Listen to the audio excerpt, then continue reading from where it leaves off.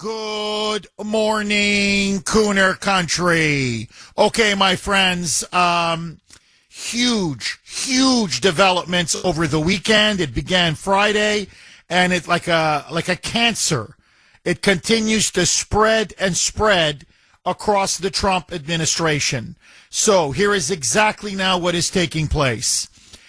Last Wednesday, according now to multiple media reports, Deputy Director Dan Bongino, along with Kash Patel, FBI Director, there was a leak to the media that these two men were very dissatisfied with Pam Bondi, the Attorney General, with how she handled the entire Epstein case, and in particular, they are very upset regarding the cover-up, that Bondi will not release any further additional Epstein files.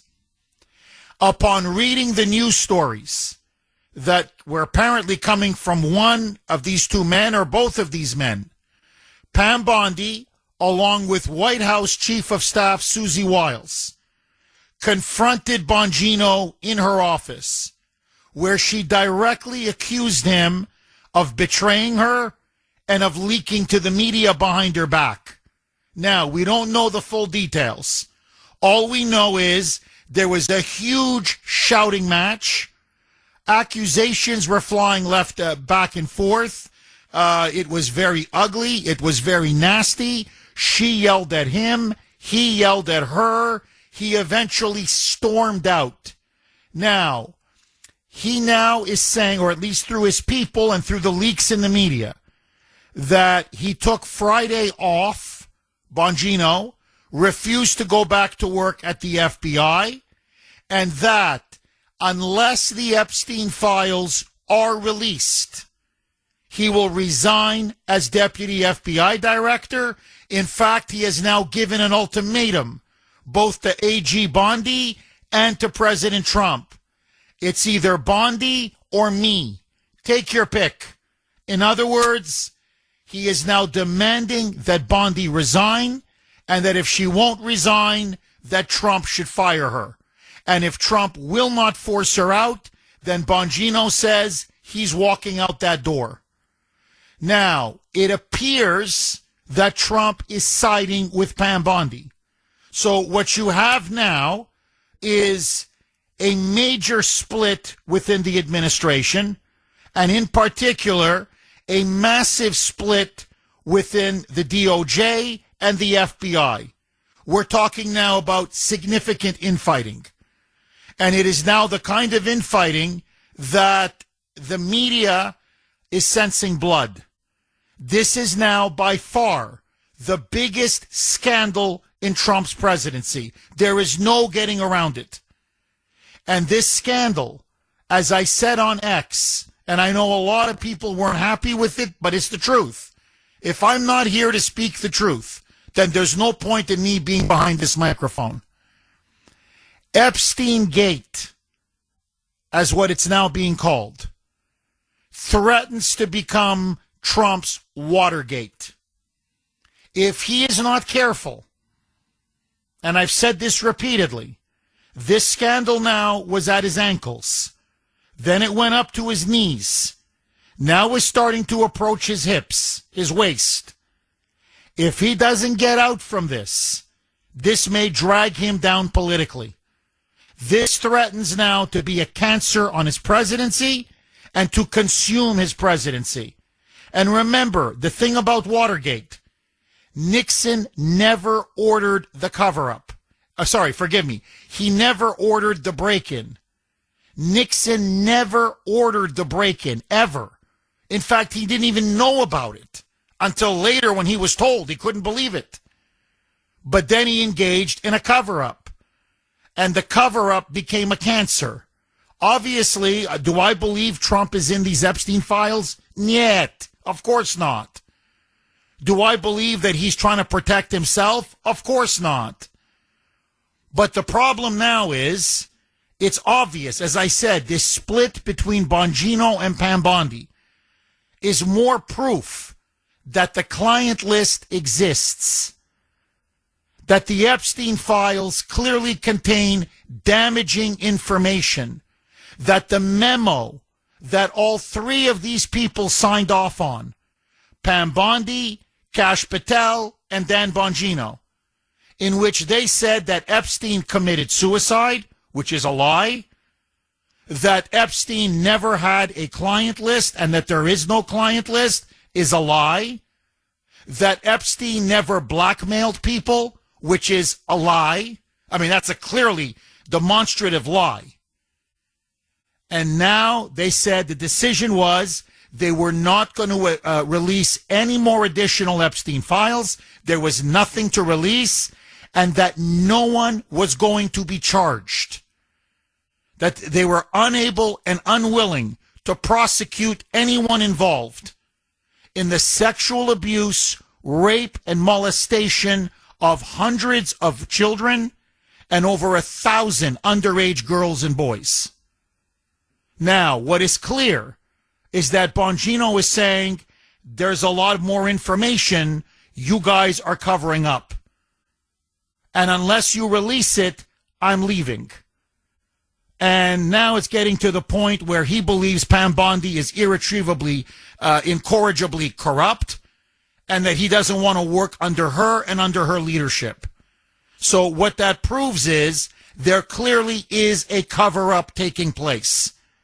And this cover-up now is no longer implicating Bongino and Kash and the doorknob, Pam Bondi. Now Trump is getting himself more and more embroiled in this cover-up.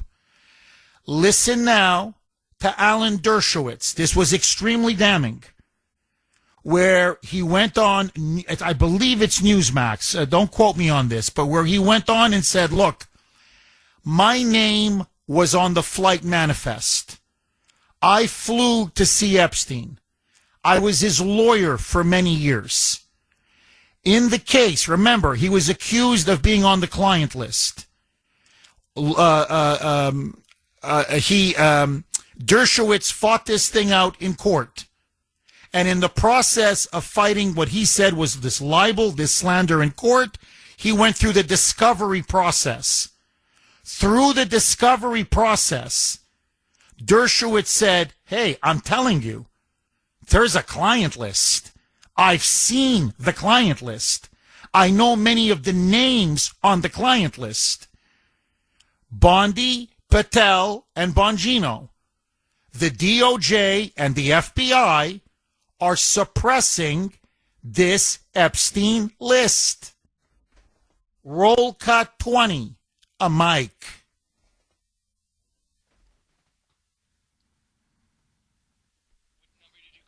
Mike, 20. This is not an opinion. This is a fact. I have seen, remember, I was accused falsely on the Epstein, and ultimately I was completely cleared. The woman admitted that she may have mistook me for somebody else and withdrew all of her lawsuits. And so from day one, from the day I was accused, I said I want every document out because I knew every document would prove I was innocent. So let me tell you, I know for a fact documents are being suppressed. And they're being suppressed to protect individuals. I know the names of the individuals. I know why they're being suppressed. I know who's suppressing them. But I'm bound by confidentiality from a judge and cases, and I can't disclose what I know. But I hand to God, I know the names of people whose files are being suppressed in order to protect them. And that's wrong. It's more than wrong.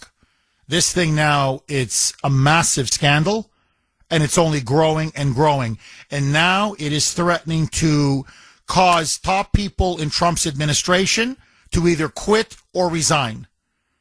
Now, there's no sugarcoating this. There's no avoiding this. There's no turning away from this.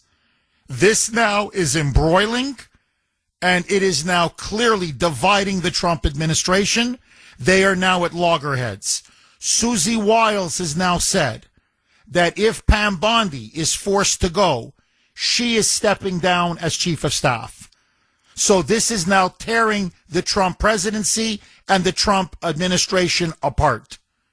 Now, President Trump weighed in on all of this over the weekend. He did it on Truth Social. I'm going to get into it right after this break, but let me just say this, because this needs to be said. I'm advising the president now as strongly as I possibly can. And you know where I stand on him. I love him. I voted for him 3 times. I backed him to the hilt 3 times for nonstop. But Epstein Gate now is becoming a millstone around his neck. He needs to fire Pam Bondi. He needs to release the Epstein files, all of it. All of it. Because whatever names he's protecting, whatever friends he thinks he's protecting, whatever they're telling him, whether it's Bondi or Patel or whoever, it's not worth it. It's not worth it. This is not going to go away. And here is now the mortal jeopardy that the Trump administration is in. The more Trump keeps saying there's no there, the more he keeps saying, as he did over the weekend, 617-266-6868 is the number. Okay, so as I said, just as I was leaving that last segment, this one leak, just one leak now, from the Epstein files, from the client list, whatever, and it will blow this scandal wide open. I mean, sky wide. I mean, that's why I think Trump now is increasingly needlessly putting himself in a very perilous situation. Now, what set the internet ablaze over the weekend was when all of this news broke, and I want to give a hat tip to Laura Loomer. Again, she's either feast or famine. When she's on, and when she's off, oh, she really misses the target. But sometimes she's really on, and again, she was on. She was the one that first reported the big blow-up between Pam Bondi and Dan Bongino.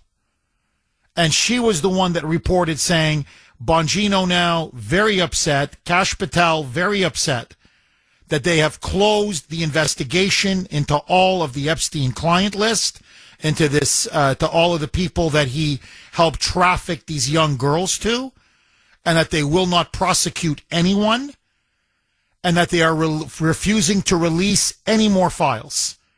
Both of them are not happy about this at all. And she was the one that reported about this huge fight between Bondi and Bongino, and that Bongino now is considering resigning. In fact, it looks we'll probably have an answer most likely by today, whether he's coming back to the FBI or whether he's leaving. Now, Trump set off an absolute firestorm. There's no other way to put it. He has been backing Bondi all the way. In fact, he was the one, if you remember, during the cabinet meeting, where he criticized anybody, especially in MAGA, all of his voters, who are questioning his decision on not to release the Epstein files and to claim there was no list and that Epstein committed suicide, that this was a, quote, desecration of the dead children in Texas for even asking, and that this was all much ado about nothing. Well, then, now Trump has upped the ante. Like I said, the quicksand, it's now going up to his waist. Went from his ankles to his knees, and now it's starting to slowly go up to his waist. This is what he wrote on the Bongino-Bondi clash. Quote, "What's going on with my quote-unquote boys? And in some cases, gals. Those are the influencers, people like me and others who are not happy with the decision on Epstein." So he's talking basically to us. "They're all going after Attorney General Pam Bondi, who is doing a, all in caps, fantastic job. We're on one team, MAGA, and I don't like what's happening. We have a, in caps, we have a perfect administration. The talk of the world, in caps.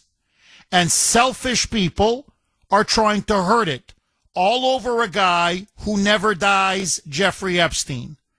For years, it's Epstein. over and over again. Why are we giving publicity to files? Now, this is the part that just people were thunderstruck by. Why are we giving publicity to files written by Obama, crooked Hillary, Comey, Brennan, and the losers and criminals of the Biden administration who conned the world with the Russia hoax, 51 intelligence agents, the laptop from hell, and more? They created the Epstein files, just like they created the fake Hillary Clinton, Christopher Steele dossier that they used on me, and now my so-called quote-unquote friends are playing right into their hands. Why didn't these radical left lunatics release the Epstein files? If there was anything in there that could have hurt the MAGA movement, why didn't they use it? They haven't even given up on the John F. Kennedy or Martin Luther King Jr. files. No matter how much success we have had securing the border, deporting criminals, fixing the economy, energy dominance, a safer world where Iran will not have nuclear weapons, it's never enough for some people. We are about to achieve more in 6 months than any other administration has achieved in over 100 years. And we have so much more to do. We are saving our country and making America great again, which will continue to be our complete priority. The left is imploding. Now, he then basically says, this is what I'm ordering Kash Patel and Bongino to focus on. Kash Patel and the FBI must be focused on investigating voter fraud, political corruption, Act Blue, the rigged and stolen election of 2020, and arresting thugs and criminals. So he goes on to say, don't waste your time and energy on Epstein. Let Pam Bondi do her job. She's great. Now, and then he says, nobody cares about Epstein. Thank you for your attention to this matter. Okay, just super quick, because the lines are jammed, and I really want to go to the great audience of Cooner Country. Let me just, exclamation point, give my final take on the Truth Social, the bombshell Truth Social that Trump posted over the weekend. And then obviously I want to get your reaction and your calls. Look, there's no question, much of what he's saying is true. He's done incredible work over the last 6 months. No one's disputing that. Furthermore, no one is disputing that we need to investigate voter fraud. He's right. The crimes of the deep state. He's completely right. The stolen election of 2020. He's completely right. But you can walk and chew gum at the same time. What does this have to do with the Epstein files? So honestly, what I didn't like about the post, and I'm not the only one, in fact, most of his supporters were really turned off by the post, is that he's basically telling us, shut up and get in line. He's dismissing everyone's concerns about the Epstein case. And it's almost like, look, we've done so much good, you should just swallow this and move on. And I've got Patel and Bondi and others focused on other issues. I don't want them to get involved in this Epstein mess. Well, I'm sorry, Mr. President, but you were elected to bring transparency and accountability to the FBI, to the DOJ, and to the deep state. And it's not about Jeffrey Epstein. It's about the victims. There were hundreds of children that were raped and molested. There were thousands of victims, underage girls and underage boys, that were sexually abused and exploited. Now, Bill O'Reilly, who I don't normally quote, but he is friends with Trump, has said that he spoke about this with Trump, the Epstein case in particular, several months ago. And that privately, at the time off the record, now O'Reilly's going public with it, Trump said, no, those files are never going to see the light of day. And O'Reilly said, well, why? And he said, because there are many names in there of some of the most powerful, prominent people in the United States and around the world who did not engage in the activities that Epstein and some of his, pedophiles engaged in. They just maybe were his friend. They flew to the island, but nothing really happened. They were on a contact list. They used his plane, whatever it may be. But if you release the files, their names and reputations are going to be permanently smeared and destroyed. And I'm not going to do that. That's according to Bill O'Reilly. Now, if that's the case, okay, if what O'Reilly is reporting is true, and this is the real reason why Trump has ordered the kibosh on releasing the files and lying about the client list and lying about the fact that Epstein never blackmailed anybody, and they've made a decision to not prosecute anybody else who was involved in the abuse and rape of children and young girls, then I'm sorry, but that's one of the stupidest reasons I've ever heard in my life. And it's politically, what I mean is politically stupid. Because you're going to risk your presidency, or to be more accurate, a permanent moral stain on your presidency, a cancer on your presidency, a political scandal that will not go away on your presidency over this? First of all, people aren't stupid. Release the files, and we can distinguish and differentiate. We're not all a bunch of chickens without a head. Oh, every name on that list, pedophile, pedophile, pedophile. No, some maybe just took flights. Some were, whatever, knew him or associates of him, did business with him, whatever. Doesn't mean they necessarily diddled kids. But that's for us to decide. And more importantly, release all of the files and the client list so the victims, the children, they're now adults, but then the children who were abused, who were violated, can finally get justice. That's the point. Now, last point, and then I want to go to the phone lines. I think Trump has made another very big political mistake. Usually, you always leave yourself several levels or layers of separation. It's just smart. In other words, if things go bad, you can pin it on your attorney general. You can pin it on your FBI director. You can pin it on an advisor. In other words, had he just said, hey, this is Pam Bondi's decision, I respect the DOJ, the independence of the DOJ, I'm not getting involved in this, he would have some protection. There would be a buffer. But what he's done is he's taken ownership now of this scandal. He's the one that's saying, I back Pam Bondi. She made the right decision. He's almost making it seem like he ordered her to do it. In other words, and by the way, no one wants to hear she's doing a fantastic job. See, that's another thing. She's, and all in caps, she's doing a fantastic job. Great attorney general. And we're like, who is she arrested? Can you name me outside of low-hanging fruit? I'm not talking about these illegal alien gangbangers.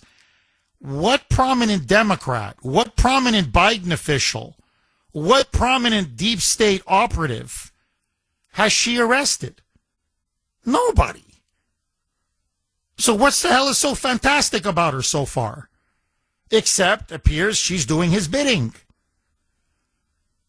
So no one is buying that spin. That's the problem now. Now, this is the trouble that Trump faces, okay? And now I want to open it up to you. For the first time ever, this has never happened to Donald Trump before. On Truth Social, and you can look it up, don't take my word for it, many, many more, and these are his diehard supporters, people who love him, people who voted for him, people who campaigned for him, people who will go to hell and back for him, are now saying, we disagree with you on this, Mr. President. You're wrong on this, Mr. President. You're making a big mistake, Mr. President. You need to release the files. We're not believing you on this, Mr. President. We're being lied to, and we don't like it, Mr. President. It's not that they're turning on him, but they're turning on him regarding Epstein. And it is now starting to eat away at his political capital, eat away at his credibility, eat away at his support, eat away at the enthusiasm and the trust that his voters have with him. Rush Limbaugh, the late, great Rush Limbaugh, famously said this about Trump. The only person that can separate Trump from his voters now is Trump himself. Meaning the base is with him to the end. And the only one that can break that bond, that deep connection, is if Trump ruins it through a self-inflicted wound. He is in the process of doing this. And I'm telling you, it's not worth it. Whatever the reason is, it's not worth it. It's not. And I don't think he still fully grasps how much this scandal now is starting to blow up on him. And so, for the good of the country, for the good of his presidency, for the good of his agenda, which I believe in 1,000%, I know the president's people are listening. I'm not asking, I'm practically begging the president. Cut Pam Bondi loose. You have to push her out and release the Epstein files, all of it, and let the chips fall where they may. Because if you don't, okay, let me ask you, should Trump fire Pam Bondi? What do you make now of the clash between Pam Bondi and Dan Bongino? Bongino now is threatening to resign. Should he or should he stay on? And ultimately now, the Epstein files. Is it time for Trump to come clean and release the files? 617-266-6868 is the number. Lines are jammed. Tony in Gloucester, you're going to kick us off, Tony. Thanks for holding and welcome. Thank you, Jeff. Thank you, Jeff. Hi, Tony. Listen, I got a very different view on this, Jeff. I'm going to start by saying this. Every government employee, anyone who gets a paycheck from the federal government, the job should be a 4-year. If you're in by a president and the president wants to keep you if he gets reelected, fine. Tony, can you do me a favor? I'm sorry to do this to you. Can you start from the beginning? I'm so sorry. For whatever reason, you dropped. For like 30 seconds, you dropped. So we missed most of what you said. So you said, Jeff, you have a different take than me, and then please pick it up from there. Oh, great. Thank you. I'm saying that every federal job, anyone who gets a paycheck from the federal government, it should be a 4-year job with an option for another 4. So in other words, if a president hires you and he gets reelected, he could put you on for another 4 years. That, I think, is the biggest issue, because have we forgotten that, well, even the term deep staters, how many people are still in the FBI, how many people are still in the DOJ that hate Trump and did everything they could to stop the man, and we'd be foolish. I say to MAGA country, do you think those people are gone? Do you think they're not doing the same thing they did his first time? Cut him a break. I think that Bongino and Cash Patel got a big job ahead of them. I think they've been working on it. But unless they go in there and fire every last person and then start going through all the paperwork there, they're going to have a hard time finding this information. That's my opinion. I'm really not wild about Pam Bondi. I mean, she's okay, but like I said, I don't see her arresting people. That's what we want to see. And I got to make one more comment. Bill O'Reilly, he writes a great book. I think he's just what do the young people say? When it comes to being a person, he's a tool. Wouldn't surprise me if he was on Epstein Island. But I'll let you go from there, Jeff, because that's my opinion. I'd like everyone to just sit for a minute, think what Trump was through the first administration with all the deep state, and he hasn't been able to clean it up yet. So give him a break, give him some time. Tony, as always, thank you very much for that call. So Tony says, hey, take it easy, everybody. Give Trump the time that he needs. He will take on and clean out the deep state, and eventually we will get answers. Let me throw this log on the fire. This Friday could have been, actually Thursday, could have been Bongino's last day as deputy FBI director. He didn't resign, but he didn't come into the office on Friday, and his friends were leaking like crazy. And they're saying he's pretty much done. He wants to step down. He wants to quit. And he may not be back today in the office. If he's not back in the office today, that means he's gone. And apparently he issued an ultimatum to Bondi, really to Trump, but especially to Bondi. Either she goes, she steps down, or I leave. But he says that and apparently he says he's got Patel on his side, that Patel is on his side on this one, that they can't work under her leadership. So should Bongino resign? Or in other words, who do you side in this clash between Bondi and Bongino?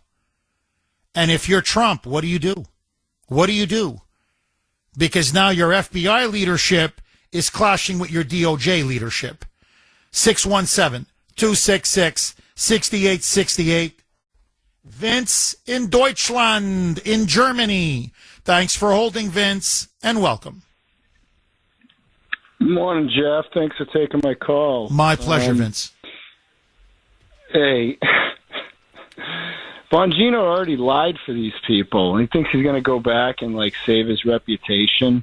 They probably made him sign a non-disclosure agreement, so all he can really do is come out and say, my conscience couldn't keep me there. You know what I mean? And I guess that's enough said.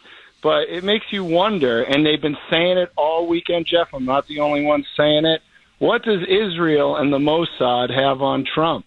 Because obviously they control the foreign policy of this country. And Tucker Carlson even said it Friday night at the SAS convention down in Tampa. He's like, not to mention countries, but seems like Israel controls our foreign policy. I mean, what do they have? And, I told you last week that I think that Trump won't release the Epstein files because it's going to prove so damaging that it's going to bring down the whole government, And this is truly a biblical moment. The crescendo is coming for this moment, Jeff. It really is. Let's say, Vince, let's just play it out. Say Bongino steps down. But says, and I agree with you, he's not going to hold a press conference and blow the whistle. He's not going to say, there's a list, we lied, I saw the list.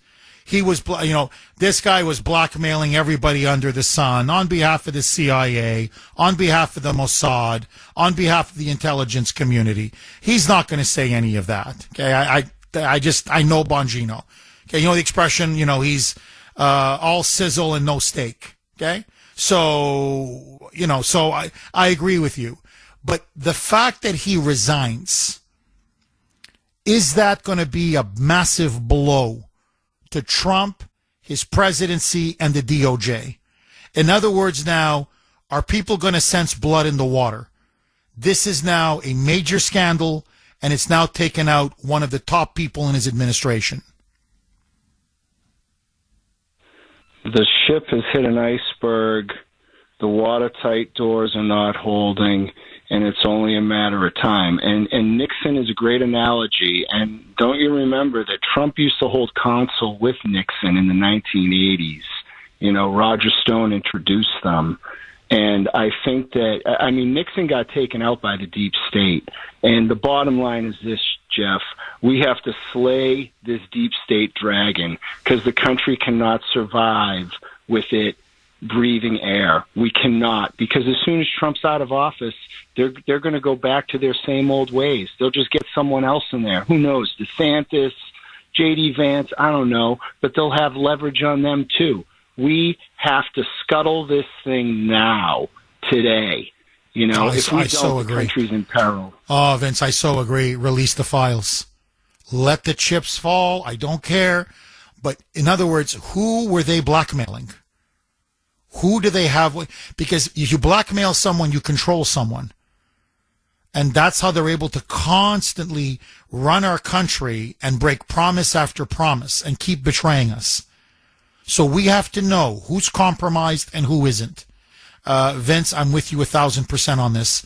617-266-6868 is the number. That's why I'm urging Trump. Just release it all. Just release the whole damn thing. At this point, it's, as I said, it's not worth the political. You're taking on water. It's not worth it. 617. And it's not going to go away. And that, you know, you look at Truth Social, that it's not just that for the first time ever, you have more people, you know, his supporters criticizing Trump, disagreeing with Trump than liking Trump. But you got to read all of those comments. It's, look, I'm not going to let this one go, Mr. President. These are children, or they were children. These are victims. They need to have their day in court. Justice must be done. And the people that perpetrated these unspeakable crimes must be held accountable. You have to release the list. 617-266-6868 is the number. Dave, is this our Western PA constitutionalist correspondent? Okay, Dave in Pennsylvania, right near Pittsburgh. How are you, Dave? 2 weeks ago, you're on Wendy Bell. You look good 2 weeks in a row, Jeff. She really looks to you. But, Jeff, here's what you do. You send Pan Bondi packing. You get her a contract with Fox, and you tell her not to let the door hit her in her dumb blonde ass, and see you later, alligator. Dave, what do you say, or what's your reaction, I guess, to that latest big post that Trump put up over the weekend, where he said to everybody, we've achieved so much, and I've got Pam Bondi focused on the election of 2020, on voter fraud, political corruption, Act Blue, the Democrats. Leave her alone. She's doing a quote-unquote fantastic job. What say you? She might be doing a good job and all that, Jeff, but you can also have Ken Paxton from Texas doing a good job at that. Jeff, she's a liability. And, you know, I lost a little faith in Dan Bongino. I respect him. I love this show. You know, that's why you're going to get the Marconi Award, like I told you in Messenger, Jeff. I sent you something on Messenger this morning, Jeff, in respect to the president. I love the guy. He's doing great. But this is a metastasizing cancer, Jeff, if I could use that term. She needs to go. I never liked her from the beginning, Jeff. There was just something about her. Maybe she was a great attorney general in Florida or whatever state she's from. You know, Bongino resided in Florida, too, so there might be a connection there. But I'm just telling you, Jeff, she needs to go. Don't let the door hit her in the kibbutz. You know, it's time to move on, Jeff. Dave, as always, thank you for that call, my friend. Look, here's the problem now that Bongino faces, okay? And it's a big problem. He signed off on those FBI DOJ memos. It's not just the infamous interview on Fox where he said, oh, no, Epstein definitely committed suicide. Well, where's your evidence? Trust us. No, we're not trusting you. Now it's come out through forensic experts that tape that they released, that they said allegedly proved that Epstein killed himself, you know, the video surveillance tape of that corridor that led to his prison cell, it was modified. There's no question now. It was modified. It's not just now that there are 60 seconds missing, and even they admit there's 60 seconds missing. So even the FBI says, no, there's 60 seconds missing. But it's been modified. So not only did he lie to us about the suicide, but he signed off on there's no client list. and that Epstein never blackmailed anybody, and that we're not going to go ahead and prosecute anybody or investigate anybody else now, on top of no longer releasing the files. So even if he tries to get out of it now, this is going to haunt him now for the rest of his life, because he's a liar. You know, the time to have resigned was when they asked him to sign the memo. And that's when he should have said, no, I'm not signing this memo. I'm not. I can stay on, but I'm not signing this memo. But if you want me to sign this memo, I'm out the door. So I think the problem now is he doesn't know what to do. Part of him wants to leave. Actually, I know he wants to leave. Let me just play this cut very quick. Okay? Very, very quick. This is Bongino just a couple months ago on Fox News. And he's already complaining that he doesn't like the job, that he hates being FBI deputy director. Why? Because he's staring at four walls all day in D.C., that he's working from 8 o'clock in the morning to 6 at night, that he's not seeing his wife as often as he used to. And I'm sorry, but I remember I listened to this and I'm like, I work longer than 8 to 6. But what are you talking about? Okay, so you're working 10 hours a day. What'd you expect? You're the freaking FBI deputy director. Like, it's not just going in front of a podcast and shooting your mouth off. And yeah, you're staring at the same four walls. It's called having an office.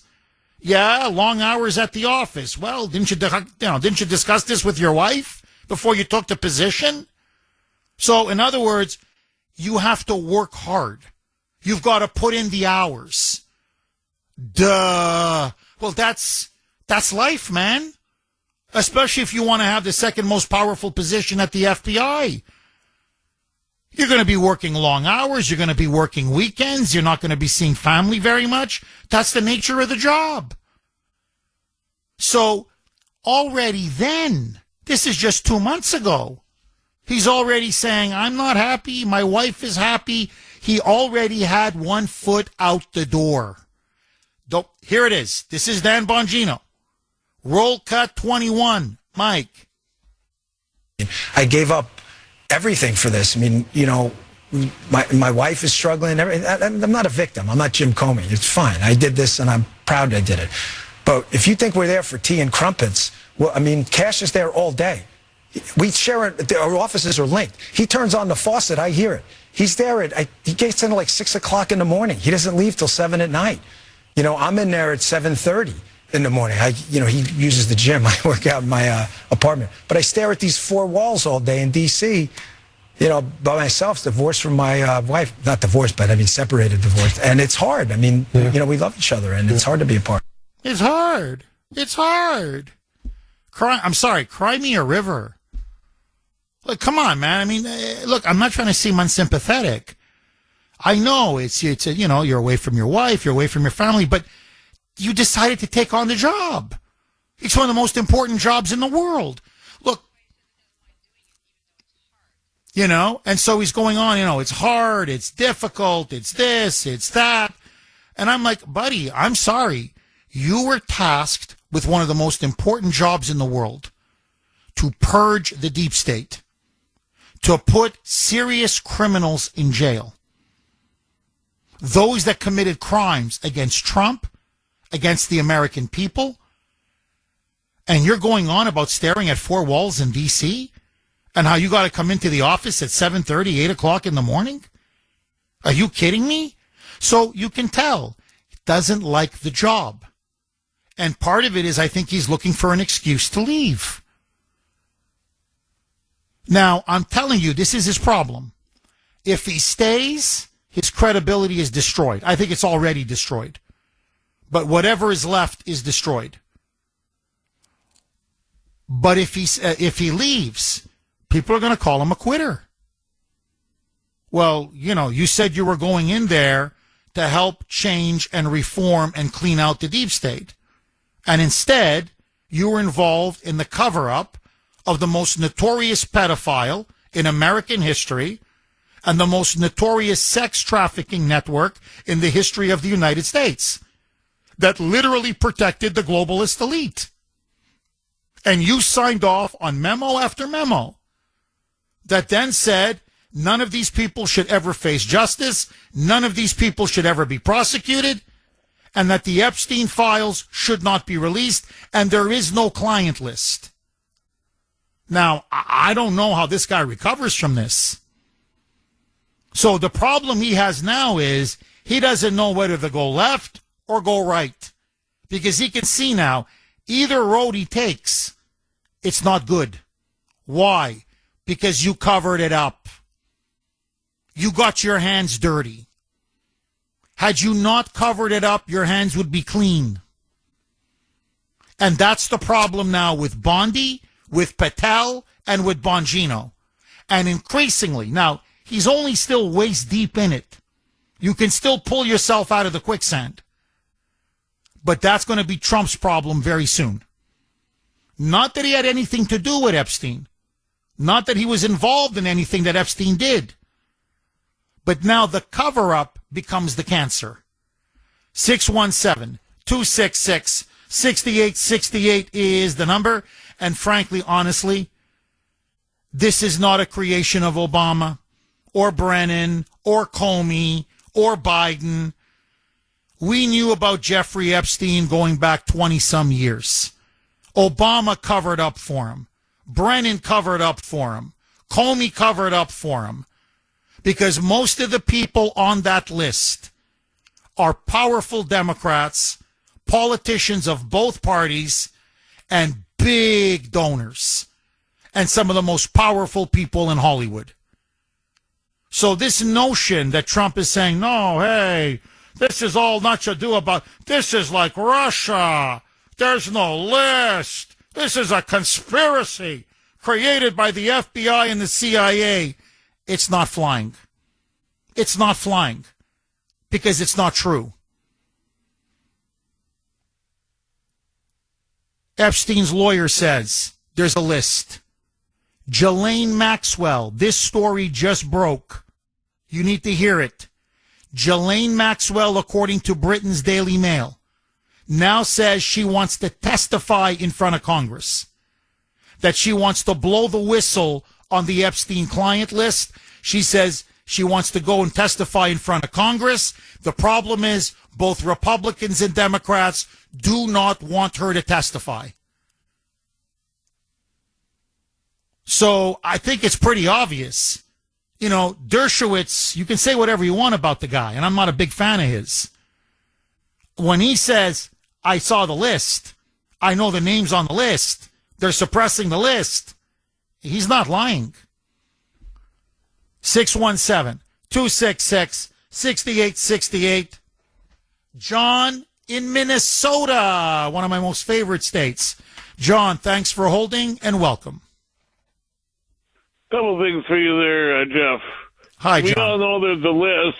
We all know that the Clintons are involved their names are on the list because it was back 20-some years ago that the Clintons had been flown out to the island numerous times. And one last thing for you, I got a friend named Joe. He lives in Massachusetts. He's fighting cancer. Could use a little help from you. Thank you for telling me, and thank you for that call. 617-266-6868 is the number.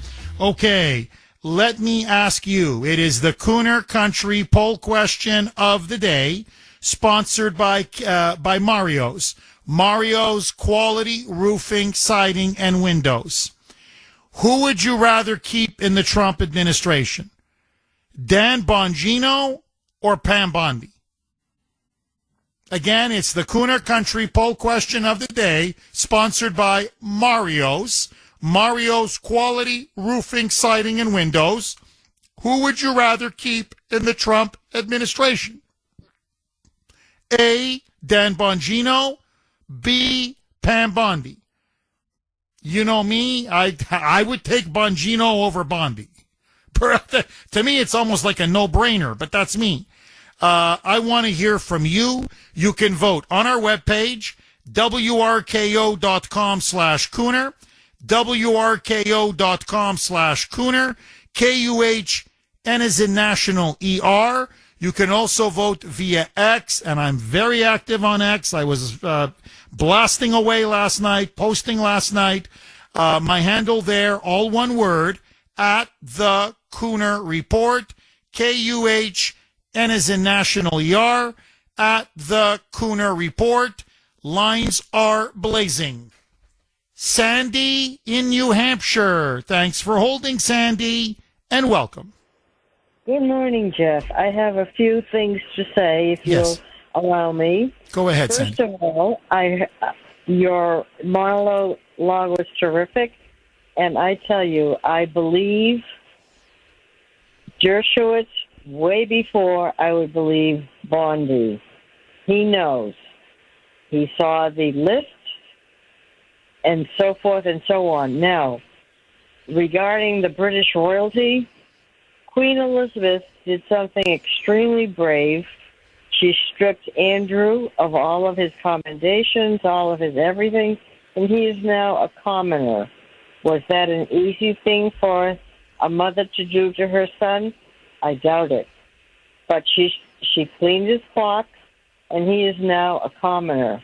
Regarding Pam Bondi, we have been holding our breath, waiting for her to arrest and prosecute some of these curiously wealthy members of the House and Senate. And what is the score on that? 0 for 0. So she's doing a fantastic job.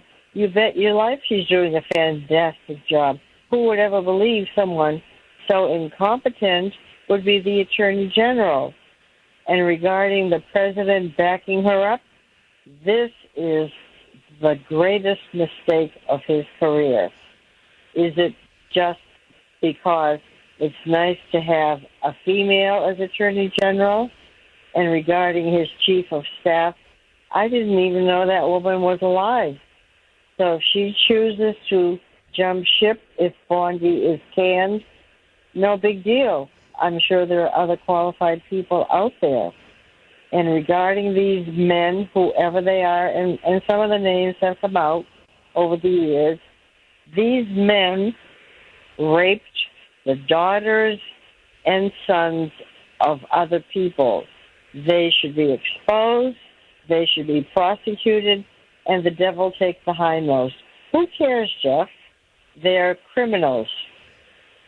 Covering them is a very poor choice. I agree. Sandy, you took the words right out of my mouth. Really, really well said. And look, Prince Andrew had to pay millions. Remember, he paid off that poor girl that ended up, she was killed. Remember Virginia Giuffre? Everybody says her name differently, but so I've heard multiple pronunciations. But Giuffre. So Giuffre, however you pronounce her last name, she came out and said, I'm not suicidal. If I die, it's because someone killed me. And apparently she was hit by a vehicle that almost killed her. And then she said, someone's out to get me. It's very obvious. I am not suicidal. And then she died a couple days later. And her family is telling everybody who will listen to them, Virginia was not suicidal. Somebody put a target on her back. Well, Prince Andrew paid her millions of dollars to settle that case. And there are pictures of him, very compromising pictures of him when she was an underage girl with Jeffrey Epstein. So this idea that Epstein wasn't blackmailing people, this idea that there wasn't a client list, this idea that there wasn't this huge network that Epstein was trafficking underage girls to, is a monstrous lie that Bondi and Patel and Bongino have been peddling. And honestly, Sandy, I think that's the reason why nobody's buying it, because we all know the truth. And thank you very much for that call, Sandy. Really strong call. No, and look, there's a tape now that's come out of a deposition. Okay, this is when he was still alive, Jeffrey Epstein. One of his close friends in France, for his birthday, sent him, gifted him, that's the term, gifted him, 3 12-year-old girls, French girls, who couldn't speak a word of English, and gave it to him on his birthday and put them in his bedroom and said, they're all yours. And then sent them back to France the following day. I mean, that's the kind of network that they were running. And at his mansion in New York, by the way, the largest residential house in all of Manhattan, he was incredibly wealthy. That's the other thing people forget about Epstein. How did he make his money? The man had no talent whatsoever. He went from teaching math, literally teaching math at Dalton School, to owning multiple private jets, a private island, the biggest mansion in all of Manhattan. And you ask yourself, well, how did he do it? Well, because he had powerful people in very compromising positions. He was blackmailing them. And the blackmail was, I'll be your quote-unquote financial advisor. And that's how he raked in over $500 million. He had cameras in every room. He had cameras in every bathroom. He had both in the mansion and on the island. And he threw underage girls. He threw children. You name it, he threw it. And then he got him in compromising positions. And then he said, well, I'm going to blackmail you. And it also appears, in fact, it's well known, he also was working for the CIA and Mossad. And that's why he was allowed to keep this operation going for so long. Because the people he was blackmailing, they were able to blackmail and control as well. 617-266-6868 is the number. Mark in Medford. Thanks for holding, Mark, and welcome. Good morning, Jeff. How's it going today, pal? Very good. How are you, Mark? I'm all right. So, Jeff, first off, I want to say Trump should have made Dan Bongino head of the Secret Service instead of deputy director of the FBI. That's Bongino's wheelhouse, and that's where he should have went. But other than that, it is what it is now. Secondly, I agree with you, Jeff, but I also agree with Trump just on one thing, but I agree with you on the rest. Yes, Trump is right. Nobody gives a crap about Jeffrey Epstein, but we all give a crap about what he did and who participated in it, and we deserve to know. We deserve to know.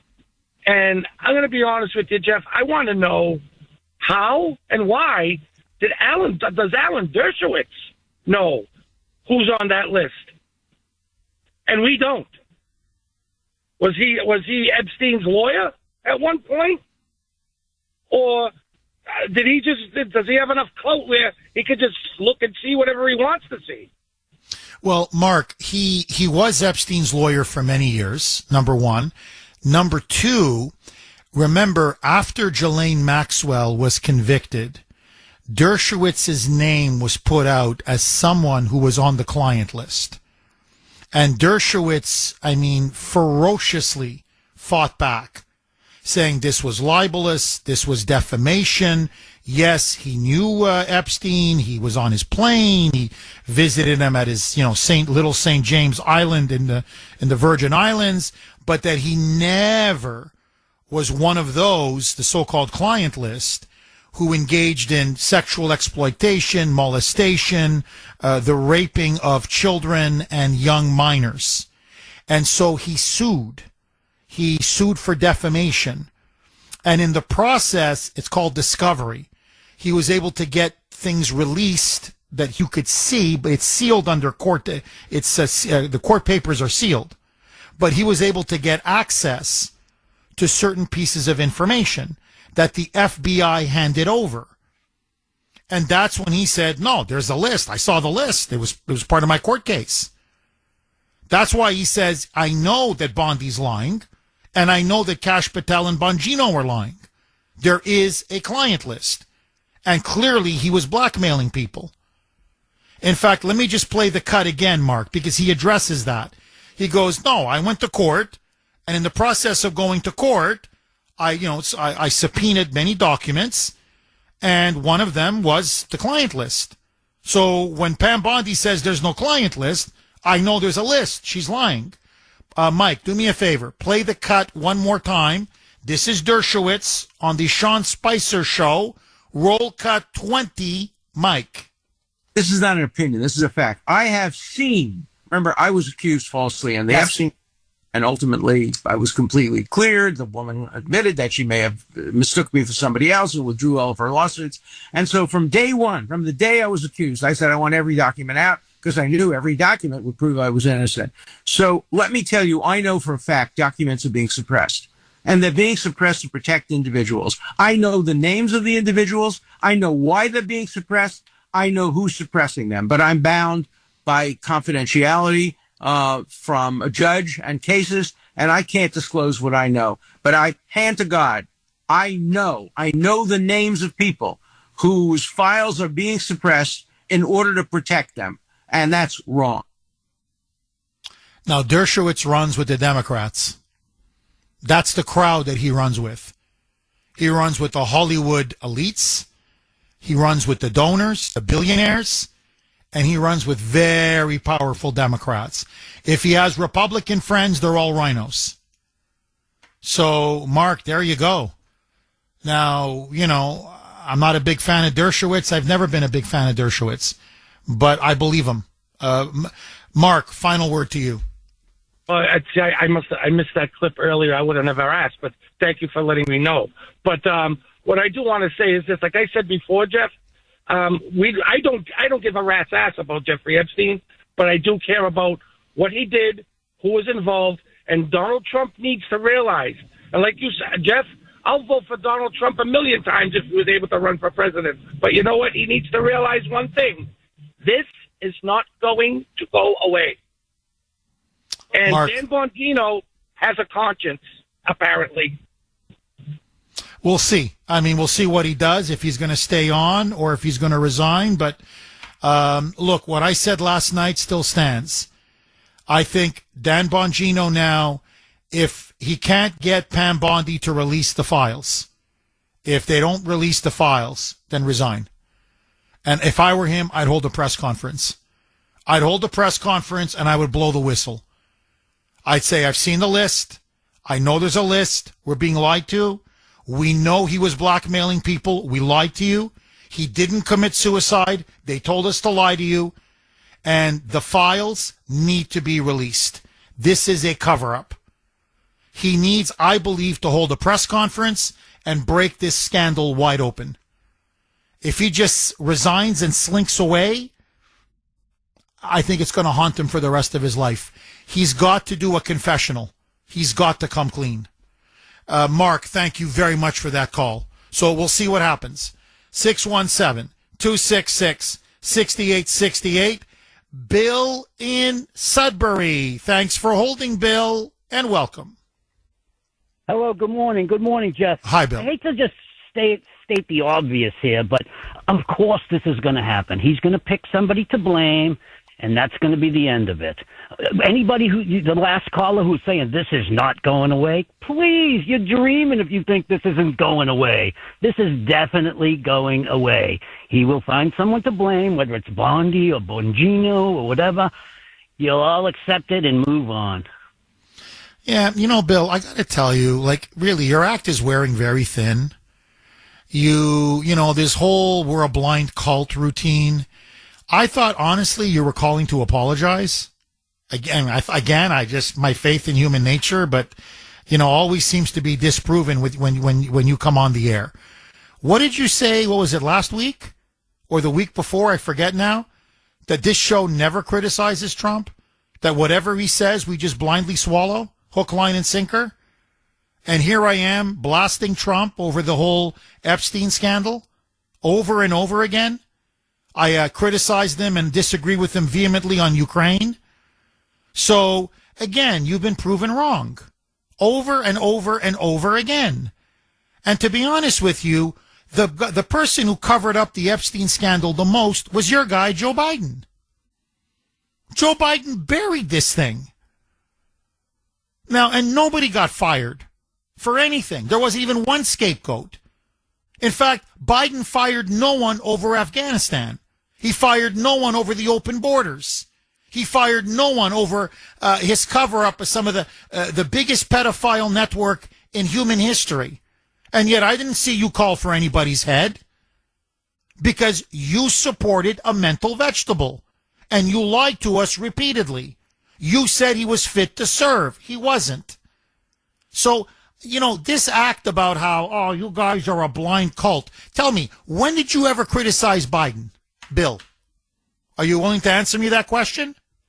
Don't you see how foolish you look when you say Epstein is old news? Let's get back to talking about Biden.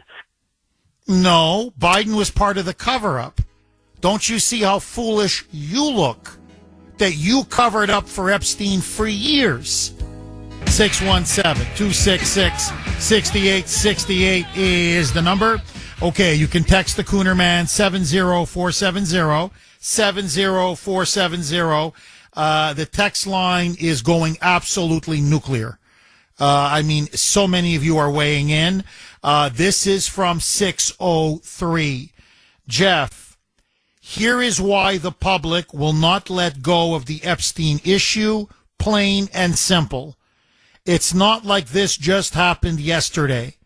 We've had years now to go over the life, death, and legacy of Epstein and all that entails.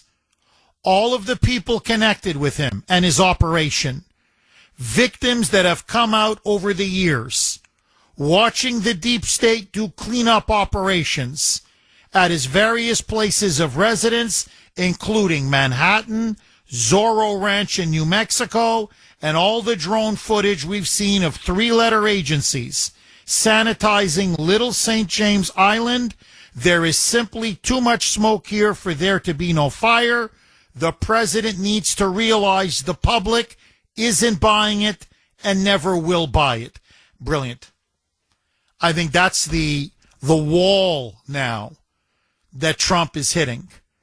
And again, forget CNN, forget the New York Times, forget MSNBC. They're irrelevant. They keep criticizing him over everything. And they've been protecting Epstein's network for years. As I told Bill in Sudbury, no one covered up for Epstein more than Joe Biden and the Biden regime. So the Democrats don't care about the truth. They've been obstructing and stonewalling the truth for over a decade because Epstein was ultimately their man. He was a prominent Democrat himself. Many Democrats went to Epstein Island. Many of the who's who in Hollywood who are big liberal donors were very close to Epstein, were implicated. Many of them are on the client list. I believe members of both parties partied with Epstein. So there's a lot of powerful Democrats. Bill Clinton is one of them. Bill Gates is another. But there's some powerful Democrats from what I've been reading. Believe me, I know why the Democrats are trying to cover this up. What's different about Trump is that unlike the Democrats, Kash Patel and Dan Bongino vowed to dismantle the deep state. And Trump ordered the Epstein files to be released in the name of bringing transparency, accountability, and justice. So there was at least lip service paid to giving justice to the victims. Now they've done a 180.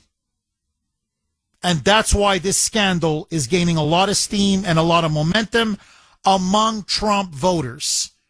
Now, to show you what the stakes are, just super quick, and this is not honestly my point, this is Steve Bannon's point. I'm just repeating what he said, but he's right. Even if this scandal causes 10% of MAGA, just 10%, okay, 1 out of 10, Trump voters to stay home on election day for the midterms, it's going to cost the Republicans the House and maybe the Senate. If just 10% stay home during the midterm elections, the Democrats are going to pick up about 30 to 40 seats. They're going to flip some Senate seats. And you may be looking now at Democratic control of both the House and the Senate, which means Trump is going to get impeached. And this will paralyze the rest of his second term. And that's why Bannon, and I agree with him, is urging Trump, release those files. Release them. Whatever you think you're protecting, whatever good you think you may be doing by protecting some people's reputations, it's not worth it. It's not. And you need a new attorney general because she's horrible. 617-266-6868 is the number. The other problem, and this is what they can't square the circle, is that there are so many victims of Epstein who have testified under oath, where it has been so well documented and corroborated that it wasn't just Epstein that exploited and abused and molested them, but there were so many other powerful people involved as well. Powerful men, even powerful women. So the victims say there were people there. Now remember, many of them are trafficked from places all over the world. So, they don't know a Bill Clinton or a Bill Gates the way we would.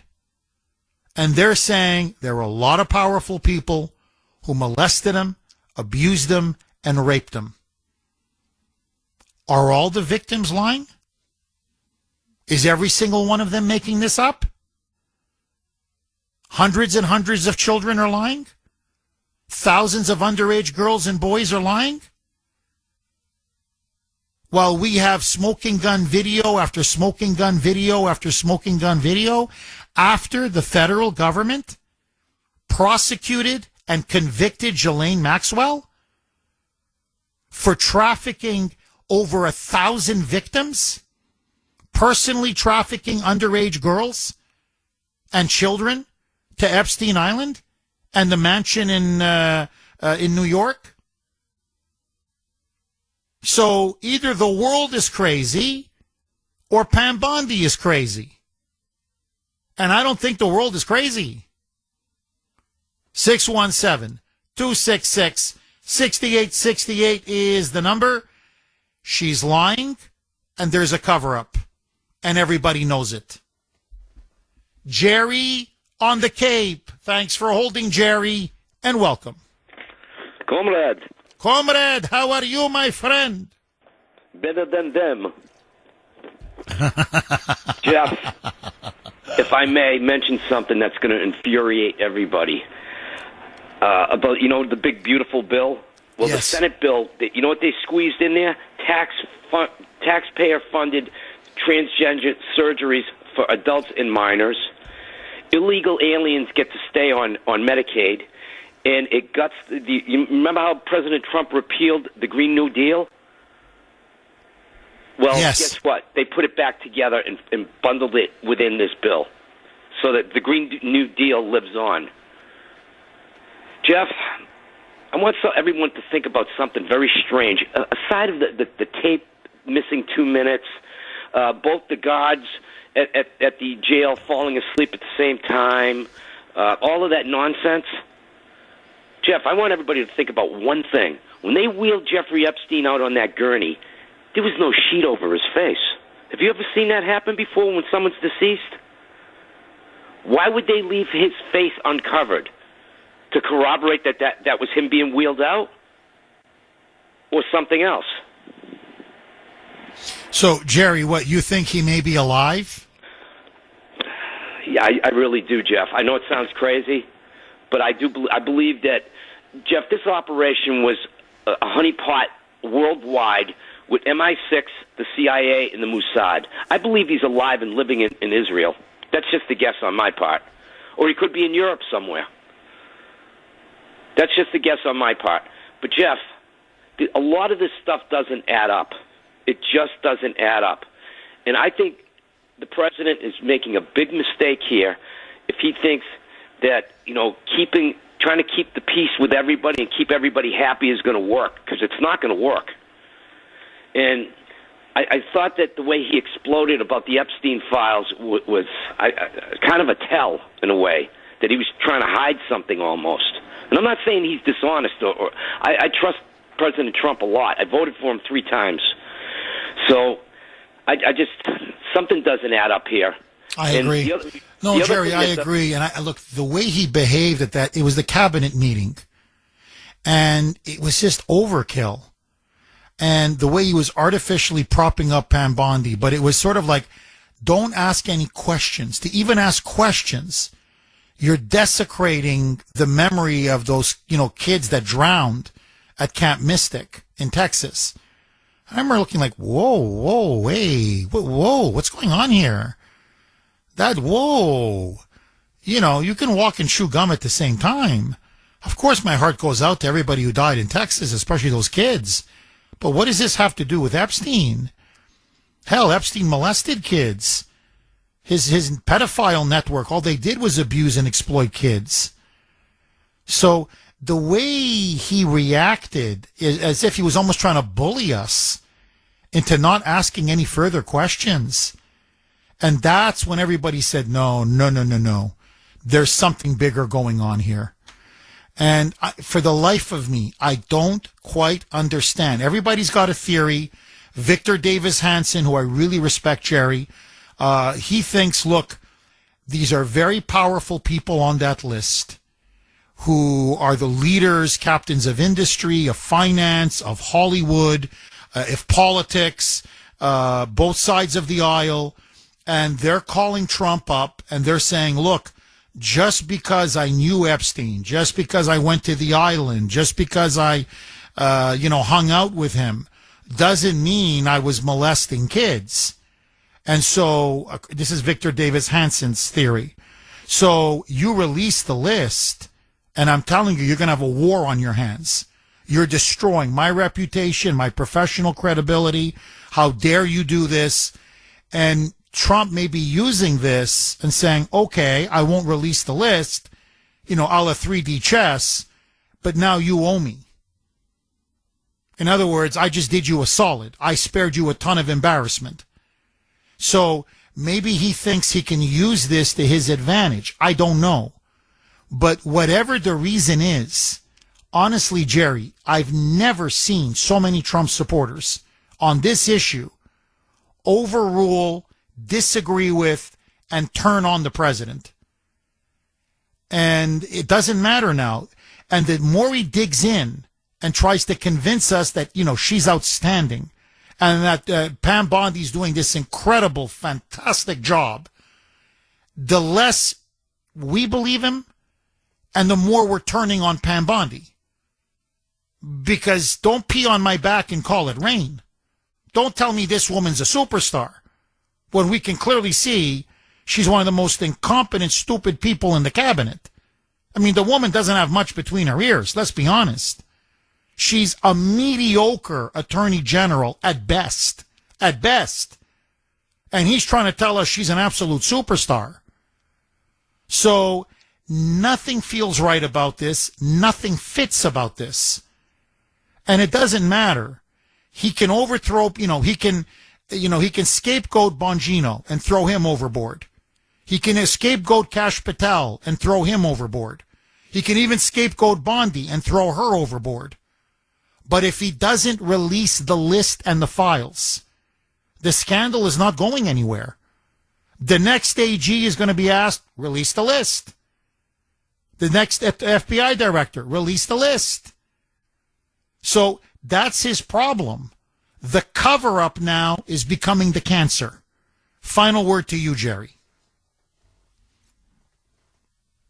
That passage that you just gave us right there. But, Jeff, there's more to it than that. He's got to get rid of a few more people, too. He's got to not only get rid of Pam Bondi, his chief of staff has to go, and the Brooke Rollins, she needs to go, too. They're trying to convince President Trump that he's going to lose the midterms if they don't grant amnesty to at least 25 million illegal aliens. Well, if he does that, he's politically finished. So I don't like Brooke Rollins as a Secretary of Agriculture. She's already, I don't know if you saw this, Jerry, she's already got a sort of an amnesty, a visa program for illegals on farms. So they're going to hand out now millions of visas, work visas, to illegal alien farm workers. So she's already pushing a kind of incremental amnesty through the back door. So no, I'm not happy with Brooke Rollins either. I'm with you. And Susie Wiles, she's okay. But now that she's all in on Bondi and the cover-up, I think she may have to go as well. Jerry, as always, thank you very much for that call. Look, that's the problem. Now you become implicated in Epstein's dirty deeds. And that's why I keep saying, just come clean. It's not worth it. The political impact, the political damage is just not worth it. Now, everything hinges on what Bongino does. If he can get Bongino to stay in line and stay in the administration, maybe they can continue to limp along for a while. But if Bongino quits, if he resigns, as many are expecting him to do, oh, that's a bombshell. That's a grenade that now they got a real scandal on their hands. That's going to be very hard to contain. Now, I just want to play this cut because the media is sensing blood in the water now. So listen now to Trump. He was, this is at the tarmac. He was returning from the FIFA, World Cup Championship here in the United States. He came back and listen to this. Very interesting. Trump was asked about Dan Bongino. And have you spoken with Bongino recently? And is he planning to quit? Is he planning to resign? He gave you an ultimatum. Either Bondi goes or I go. But he's refusing to work under Pam Bondi because he says she's lying about the Epstein files and he can't stand the fact that she won't release the files. So he's basically admitting there's a cover-up. And so Bongino now says he can't take it anymore. Listen to Trump's answer. It's a non-answer. And a non-answer is an answer. Roll cut 2, Mike.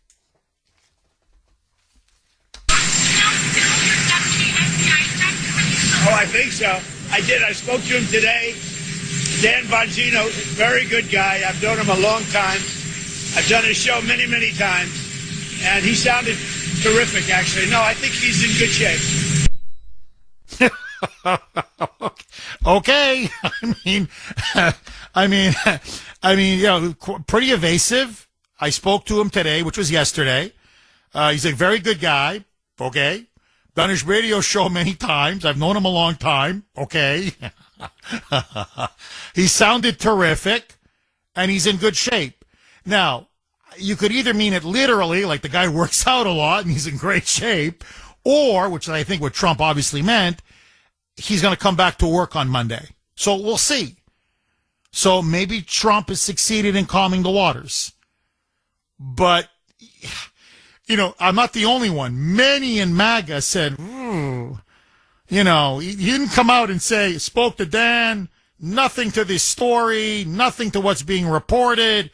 He and Pam Bondi are on the same page. This is much ado about nothing. What are you talking to me about? Dan Bongino is coming back as deputy he's back, he's FBI, he's deputy FBI director. He'll be coming back to work on Monday, and we're all one big happy family. We're all on the same team. That's not what he was saying. So, most of it was, I know him, I like him, we get along very well. I was on his show. He sounded terrific, and he's in good shape. We'll see. We'll see. All it did was unleash more speculation. Deb in New Hampshire. Thanks for holding, Deb, and welcome. Morning, Jeff. Hi, Morning, Deb. Cooner Country.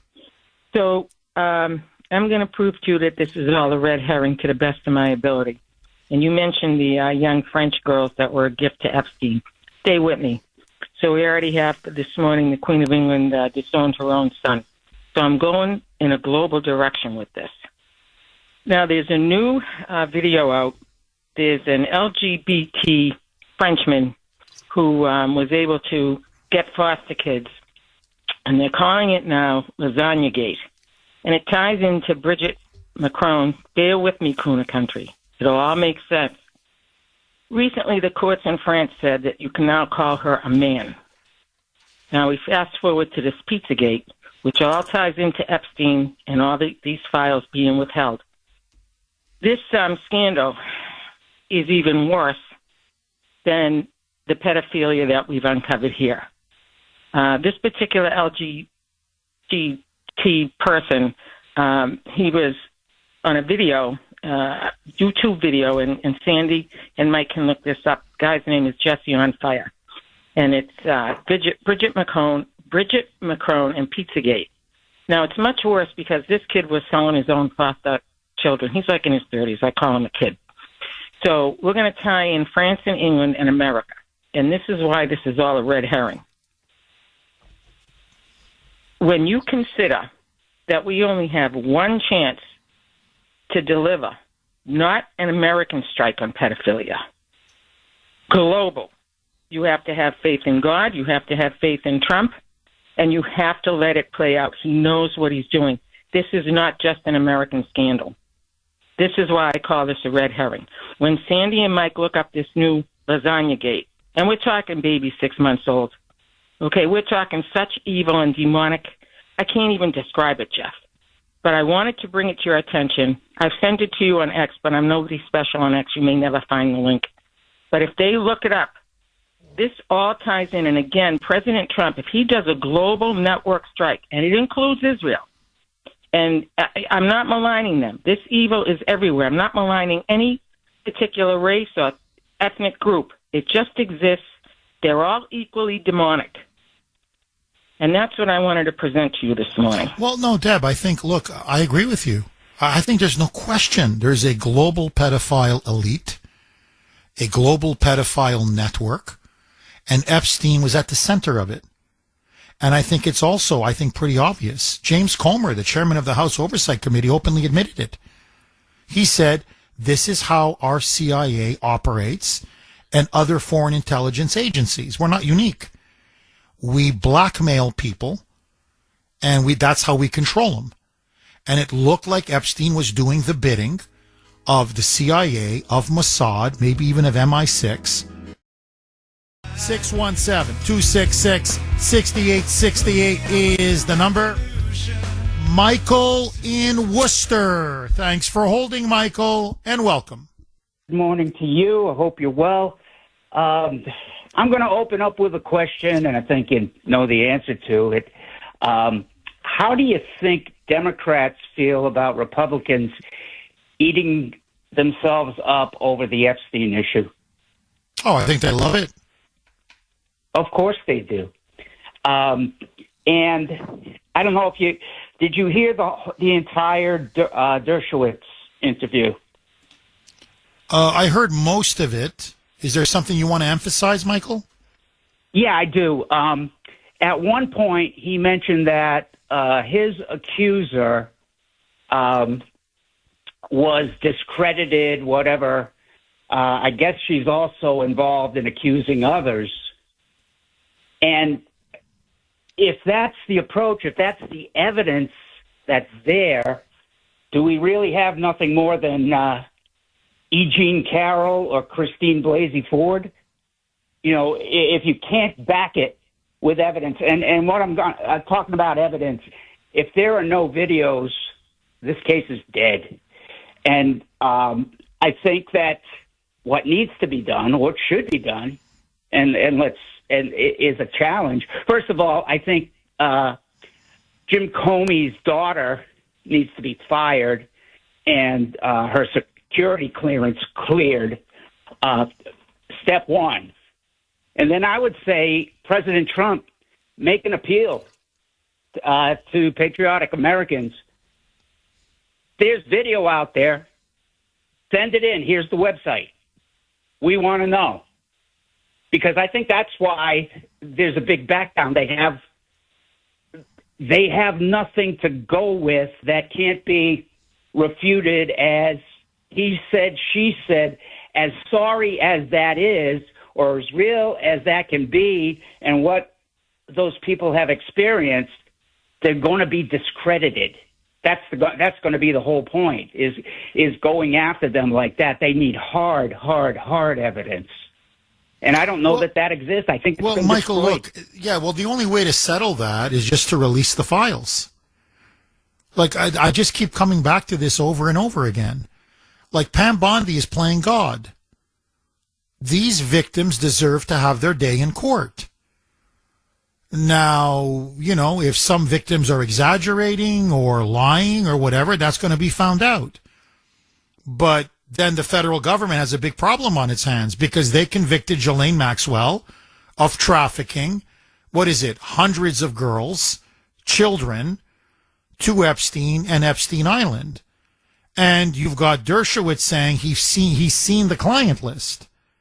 I mean, yeah, he won in court because the girl that he was victimized said, well, it looked like him. I thought it was him. I guess it's not him. But no one is disputing that she wasn't raped or molested by a powerful man on that island. And Dershowitz is saying the list exists. I've seen it. And they're deliberately suppressing it. He even says he knows why they're suppressing it. So what I'm saying is, no, there seems to be a lot of evidence. The problem now is our Justice Department, our FBI, is refusing to release it. And they're not even just refusing to release it. This is why the scandal is taken off.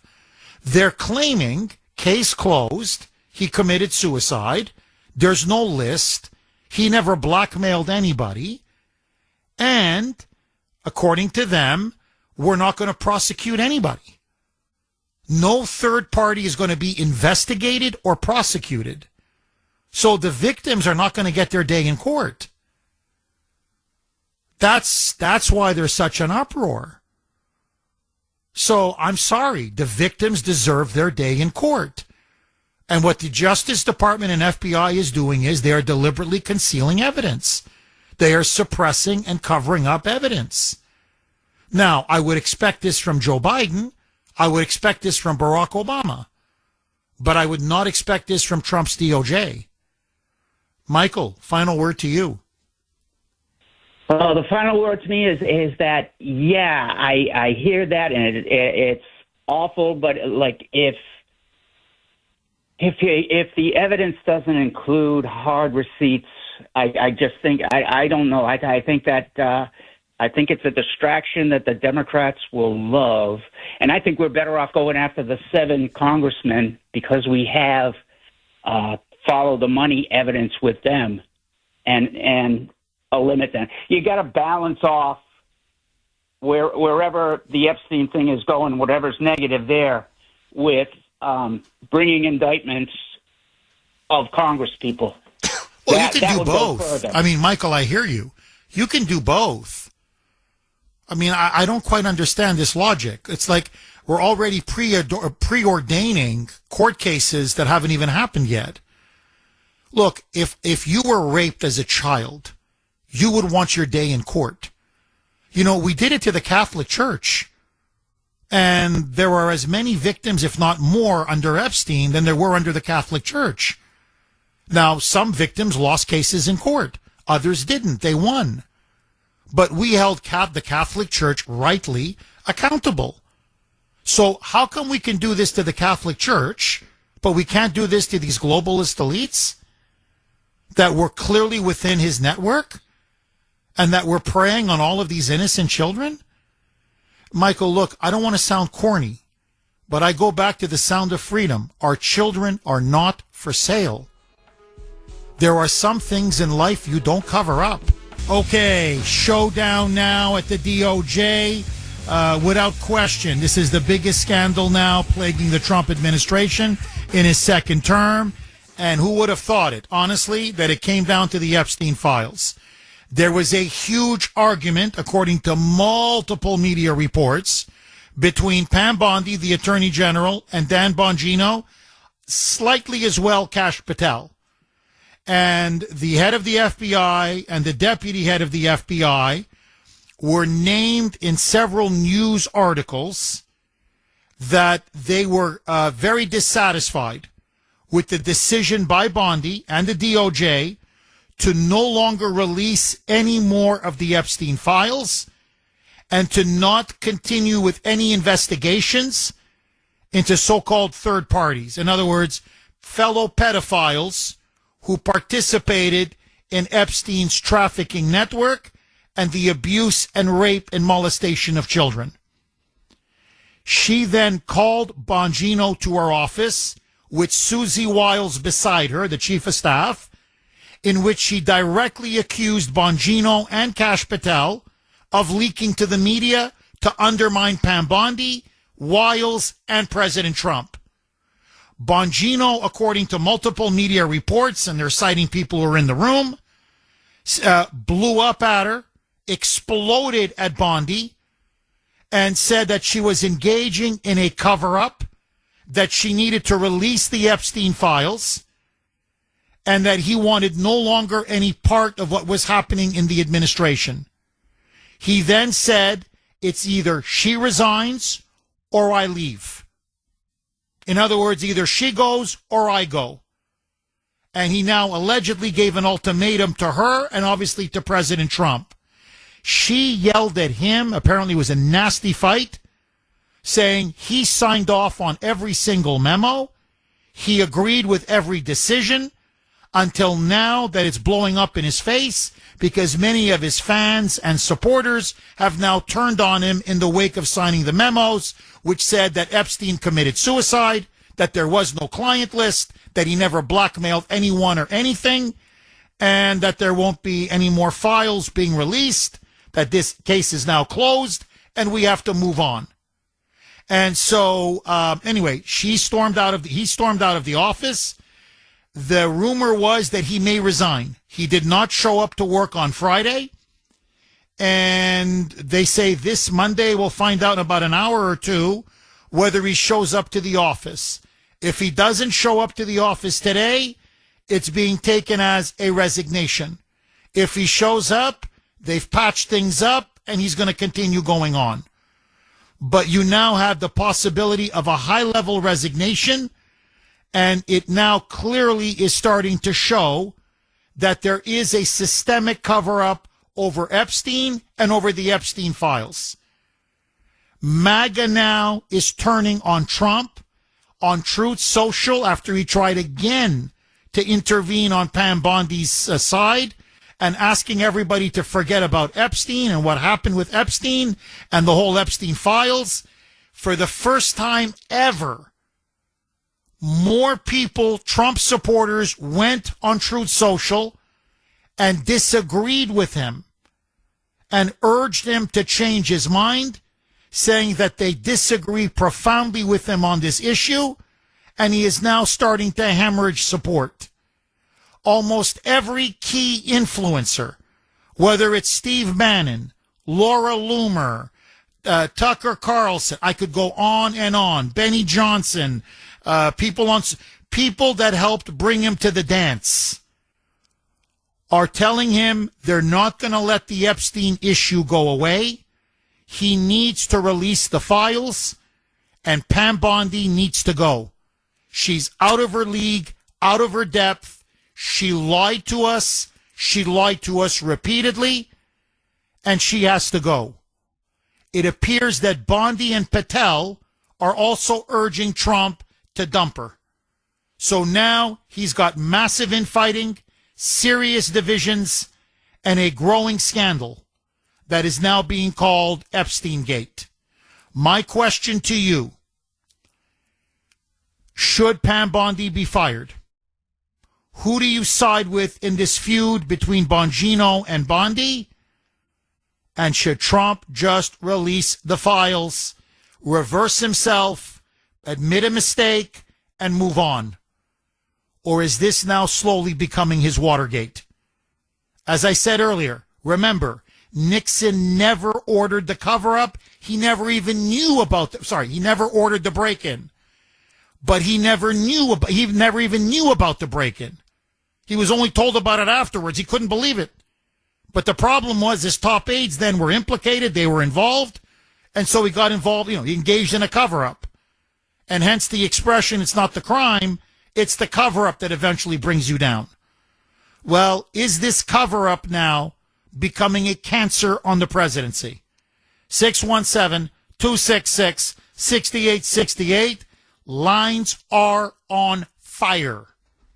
Daryl in the great state of Georgia. Thanks for holding, Daryl, and welcome. Morning, Jeff. Hi, I got Daryl. 2 points to make. One, I'm going to seem a little bit far-fetched. Let me get to the first one. I know Pam Bondi's a liar, and to prove it, it was after Jeff Steen was arrested, Nancy Pelosi's daughter was on air saying that there's some of our favorites are going to be caught up in this, but she's seen the list. People forget this stuff is videotaped on the newsreels. So when Pam Bondi says there is no list, I'm like, well, she said there was a list. Now she's saying there's no list, but I'm saying other people like I say, so they can't say it's a conservative things trying to bash the left. I'm like, she said Nancy Pelosi's daughter herself is on camera being interviewed, and she said some of our favorites are going to be caught up in this. You can go back and look at the video. Anybody can Google it. And the second one I want to say is a little far-fetched, but it may actually hold merit. I don't think we have a national problem with this pedophilia ring that's going on. This is an international problem. And a lot of people don't seem to realize it's not just that these pedophiles are operating in this country with this little ring, because remember, we have like 400,000 kids missing. They don't even know where they are. Well, here's the thing that's going on different podcasts, and I'm not going to try to plug their podcast on your show, but Candace Owens alluded to some of this on a couple of her podcasts. John B. Wells and Caravan and I had multiple guests on here talking about this international Luciferians doing that. As whacked out as he may want to be, and some people can say he's crazy. On Alex Jones' show, he's been talking about this international Luciferians who've been doing a lot of child sacrifice. I mean, gory stuff for years. And so Epstein was involved with a lot of this stuff. And so maybe they don't want this list to come out, because it's not that people are going to be caught up with it and may sue him. Maybe he's threatened, because after all, this deep state killed the president, and they killed his brother when he said that he knows who killed his brother, meaning JFK, but he needs the office of the presidency in order to have the power. Before he can get there, he was taken out. I mean, this deep state is real, and people can say what they want. They can call them whacked out jobs. These people are far out there on the fringe. They're conspiracy theorists. No, I mean, when they say that, they just don't have an answer. They don't have a rebuttal. You're completely right, Daryl. Look, I think there's no question the CIA offed John F. Kennedy. There's no question. And look at what's happening now with the assassin. We're at basically almost the 1 year point. Actually, we were just yesterday, the 1 year anniversary of the attempted assassination of Trump in Butler, Pennsylvania, with Thomas Crooks. Look how they covered that up. A clear cover up. And I believe the deep state wanted him killed. And I think you're right. Look, we know Ehud Barak has been rumored to be on the list, former Prime Minister of Israel. Okay, very, very quick, because there's some important breaking news regarding the Epstein case. But before I get to that, this is from 703. You can text the Cooner man, 70470, 70470, 703. Jeff, I'm sorry, but you're making it all seem so simple, even overly simplistic. You just want to go after Pam Bondi, but you have no idea. Is she being threatened? What pressure is she being put under? And what about all the other people that she's desperately trying to protect, who also could have their lives or careers destroyed if they are falsely accused and these files are released and they did nothing wrong? I'm sorry, Jeff. Don't just leave this at Pam Bondi's feet. This is a total government cover-up, and it goes all the way up to President Trump. Well, look, let me just say this, 703. The reason why I am singling out Pam Bondi, because she is the Attorney General. In other words, she's the one with the ultimate authority to either keep these records under lock and key, which he's decided to do, or to release the files. If Pam Bondi snaps her fingers and says release the files, then all the files are going to be released. Kash Patel doesn't have that authority. Dan Bongino doesn't have that authority. No one else has that authority. Even, frankly, President Trump, by law. I mean, he can order her, but technically it's her call. I mean, she could defy him, and that would lead to a clash. Eventually he would have to fire her or get rid of her and replace her with someone who would release them. But my point is, the person with the ultimate authority to make a decision on whether to keep them under lock and key, to keep them covered up, or to release them is Pam Bondi. She's the Attorney General. That's why I'm, focusing on Pam Bondi, because she's the ultimate decider. Now, this is why Kash Patel and Dan Bongino want her gone. Because what they're basically insinuating is, hey, the one that's really driving this cover-up and pretty much twisting our arms is her. She's the one that wants to keep this all under wraps. So that's point number one. Point number two, look, I feel like I've seen this movie before. Like we're reliving the first Trump administration. What was the biggest mistake Trump made in his first term? Jeff Sessions as Attorney General. It was a disaster. What was his second biggest mistake? Bill Barr as Attorney General to replace Jeff Sessions. What was his third biggest mistake? After he fired James Comey, not firing Comey, that was a great move. But who did he pick to replace him? Christopher Wray. Another deep state hack. So he himself said, I made serious mistakes in my first term. Mistake number one, Jeff Sessions. Mistake number two, Bill Barr. Mistake number three, Christopher Wray. So I'm looking now and I'm thinking, is this going to be a repeat of the first term?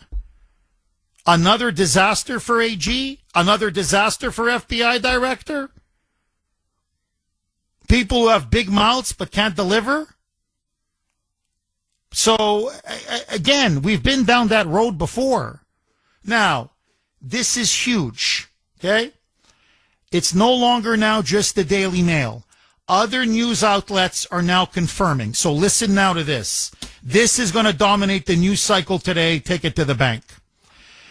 Ghislaine Maxwell, the longtime associate, as you know, of Jeffrey Epstein. She was the only one ever convicted and imprisoned in connection with his global sex trafficking network. She now has come out with an official statement saying she is prepared to speak publicly about the notorious Epstein client list.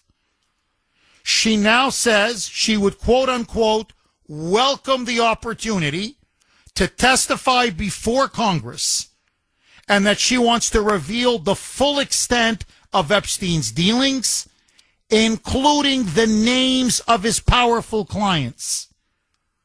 So she's saying now publicly, there's a client list. She wants the American people to know who was on that list.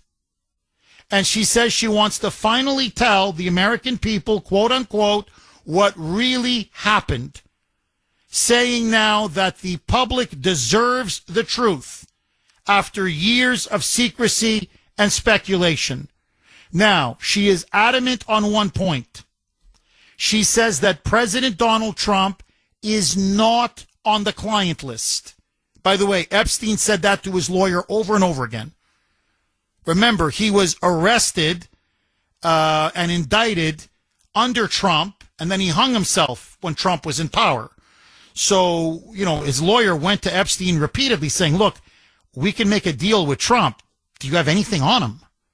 I mean, was he on the list? Do you have him on tape? Do you have, and he said, I'm telling you, I don't have anything on Trump. There's nothing on Trump. There's nothing to give you. But anyway, so she says that Trump is not on the client list. However, she does say that there are powerful Democratic Party and Republican Party officials. In fact, she says that this client list contains politically explosive information with the potential to upend public trust in some of the nation's most prominent figures. So, and by the way, she says it's corporate America, leaders around the world. She also says it's the Hollywood, a who's who of Hollywood. And now she says she wants to go and spill the beans. Now, I think the reason why she's doing this is she knows she's dead woman walking.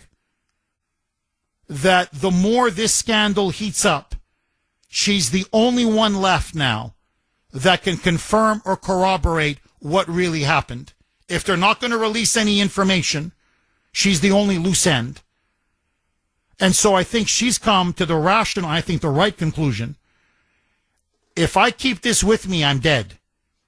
But if I blow the whistle to Congress under oath, to the world, to the American people, well, then everybody knows what I know. So why would they kill me then? Now, I'm telling you right now, okay? And by the way, she's telling everybody that'll listen to her, I'm not suicidal. She said, I want to keep telling you over it. I want to live. I don't want to die. The last thing I want to do is die. So she says, if you find me hanging from a cell, I did not kill myself. I don't care what examiners, whatever the forensic examiners say, whatever Pam Bondi says, whatever Kash Patel or Dan Bongino say, case closed. I did not hang myself.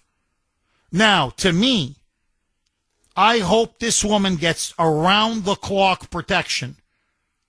Because if she's really serious about this, I don't know if she's going to make it to Congress. I'll be honest with you. I don't think so. Now, what is remarkable, and everybody's commenting on this, Chuck Schumer's not interested. John Thune says he's not interested. So far. MAGA Mike Johnson, not interested. Hakeem Jeffries, not interested. The leadership in Congress, Republican and Democrat, they're not interested. I would be chomping at the bit. I'd get her out there today if I could. Put her under oath, and, what did you know and when did you know it? And let the American people know exactly what took place under Jeffrey Epstein and who was involved and who wasn't. But so far, Congress wants nothing to do with this. Now, I'm telling you, if I'm Ghislaine Maxwell after releasing this statement, you better watch your back. You better watch your back. Now, don't be shocked if some quote-unquote accident happens to befall her. Or she just hung herself. This woman, it was suicide. The two guards, they fell asleep. The surveillance video, it doesn't work. I mean, I don't mean to laugh, but either you laugh or you cry. Like, don't be surprised if we go through, the cellmate that she was with, I don't know why. We just took the cellmate. We removed her. Removed the cellmate from her cell. We just, she was all alone. But protocol says she shouldn't be alone. These things, it's crazy how these things happen. 617-266-6868. Ay. Now, here's the problem. Just play it out. Say there's so much pressure now. Phone ringing off the hook. Okay? Cooner country, and everybody's calling now. And Mike Johnson and Schumer and Thune and Hakeem Jeffries and all of them. No, we gotta put her under oath. She's got to testify. The public now won't stand for it. And she comes out and says there's a client list. And she starts naming names. What does Pam Bondi do? What does Kash Patel do? What does Dan Bongino do? They signed off on this. And look at Trump now. Look how vulnerable now Trump becomes. Because he kept ferociously defending Bondi. That's why at my opening monologue, I said this thing is very dangerous for him. Very dangerous. It's politically, it could be, I mean, we're talking kryptonite. And he's not on the list. She even says he's not on the list. So it's not as if he's protecting himself. So again, I'm like, it's not worth the political cost or the political price. Again, if I could go back Watergate and I'm sitting with Nixon, I'm like, you understand this cover-up may cost you everything. It's not worth it, man. You weren't involved. You didn't order it. Well, I'm protecting my aides. Who cares? Come clean now. Release everything now, and you'll be fine. Okay, you may lose a few aides. I'm talking Nixon now. Okay, you may lose a couple of your top aides and advisors, but he lost them anyway. He lost them as the cover-up got bigger and bigger and the scandal got bigger. So my point is, you lost Ehrlichman. You lost Haldeman. You lost them all anyway. So come clean now. Release the files now.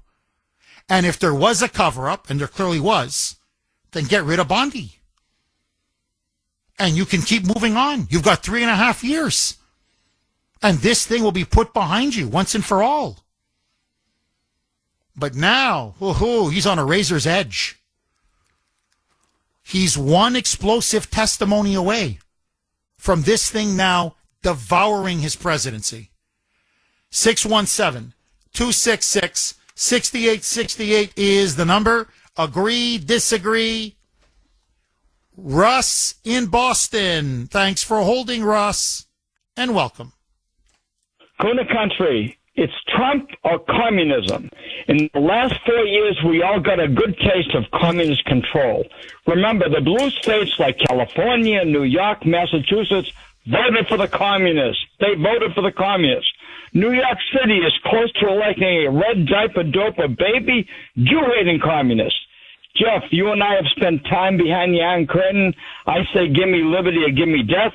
I say never put emotions in front of good judgment. And I say Trump supporters who stay home during the midterms is equivalent to Pontius Pilate washing his hands. It meant death to Jesus, and this will mean death to America. Now, I say, what do you say, Jeff? Oh, I'm voting for Trump in the midterms. I want you to know Grace and I are going to vote. I'm going to urge everybody to vote in the midterms. We cannot have the Democrats come back to power.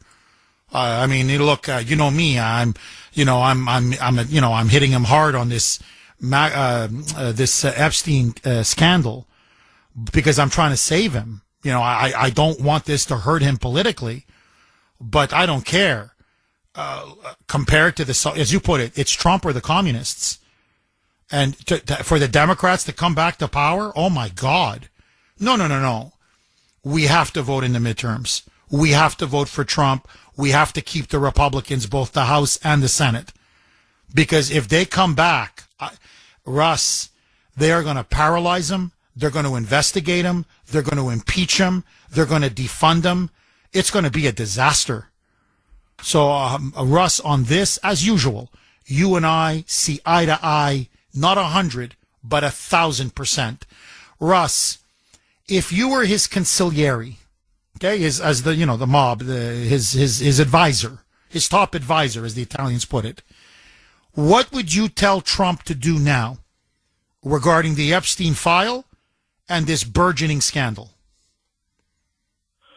Jeff, the first thing is I don't know what upheaval that this will cause, not only in our own country, but also with foreign leaders, okay? He knows more than we know about this, and I trust in his decision-making. And, you know, Jeff, I constantly tune into history, and I remember after Ford pardoned Nixon that, they wanted to crucify him and everything else, and that may have cost him the election. But as people look back in retrospect, it was the right thing to do. Interesting. Russ, as always, thank you very much for that call. Ellie in Worcester. Thanks for holding, Ellie, and welcome. Buddy, how are you? Hi, Ellie. Hi. This is kind of beyond Epstein. I kind of look at it, kind of differently, but it's like the sex trafficking is too nice a word. This is just modern day slavery, plain and simple. So what are we teaching the kids? What does it say to an entire generation of these kids and future victims all over the world who is forced into this heinous crime of sex slavery and worse? They feel hopelessness, resentment, anger, despair, and fear, and they now know that there's nobody in this entire world who will protect them as children. When children live in that state of fear, and despair, what are we breeding? A whole generation of very angry adults who know that nobody has their back. And, what will be the backlash? I mean, their moral values were obliterated, stolen from them, their self-esteem shattered. Any slavery should never be allowed to become normal or tolerated in this world. And letting this go is going to have a devastating effect on these kids now and in the future. They need to know that someone cares. So this also involves future victims, too. Will they have the confidence that they will get protection and justice? That's what I'm sort of seeing it from the kids' point of view. Well, that's a great point, Ellie. I mean, that's what I mean. You've been raped, you've been trafficked, you've been molested. We know for a fact that some of them were held in sex dungeons at Epstein Island and in his mansion, and nothing happens. They all get away with it. No one is ever held accountable. I mean, just think about how unspeakable that is. And, and the other thing is, he was already convicted in Florida where he solicited sex from a minor. He was convicted of that. And so he's a convicted sex offender. Okay, this is a matter of fact. Yet when he came back to New York after they got him this sweetheart deal, and by the way, the reason why he got a sweetheart deal, according to the Florida sheriff is on record as saying, I was told he was intelligence. The Florida sheriff said it. No, we were told by people very high up. This guy's CIA. This guy's, he's an intelligence asset. So make sure the punishment is very light. And we don't want him in, he can walk around. He can go to his office. Basically, they put him in a halfway house. So it was the proverbial slap on the wrist. Now, when he came out, when his sentence was completely done, he goes up to New York and he throws this lavish party. I mean, you name it. It had caviar, champagne, steak, lobster. I mean, you name it. It had everything. It was the who's who of the media elite. I'm talking about the most powerful people in the liberal media, the most powerful people in Hollywood, some of the most powerful members of Congress. Now, they knew this guy was a sex offender. He was convicted. He's into kids. He's into diddling kids. And they toasted him, and they partied with him all night. All night. Now, you tell me, you've been raped by this guy, you've been abused by this guy, you've been sold off by this guy, and the most powerful people in the world toast him, glorify him, and celebrate him. The files have to be released. Ghislaine Maxwell must be allowed to testify. She must be allowed to name names.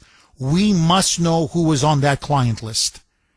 For the sake of justice, for the sake of truth, for the sake of the children. Ellie, final word to you. Well, it's like I say, I'm looking at it from the kids' generation point of view. If this is allowed to go on, right?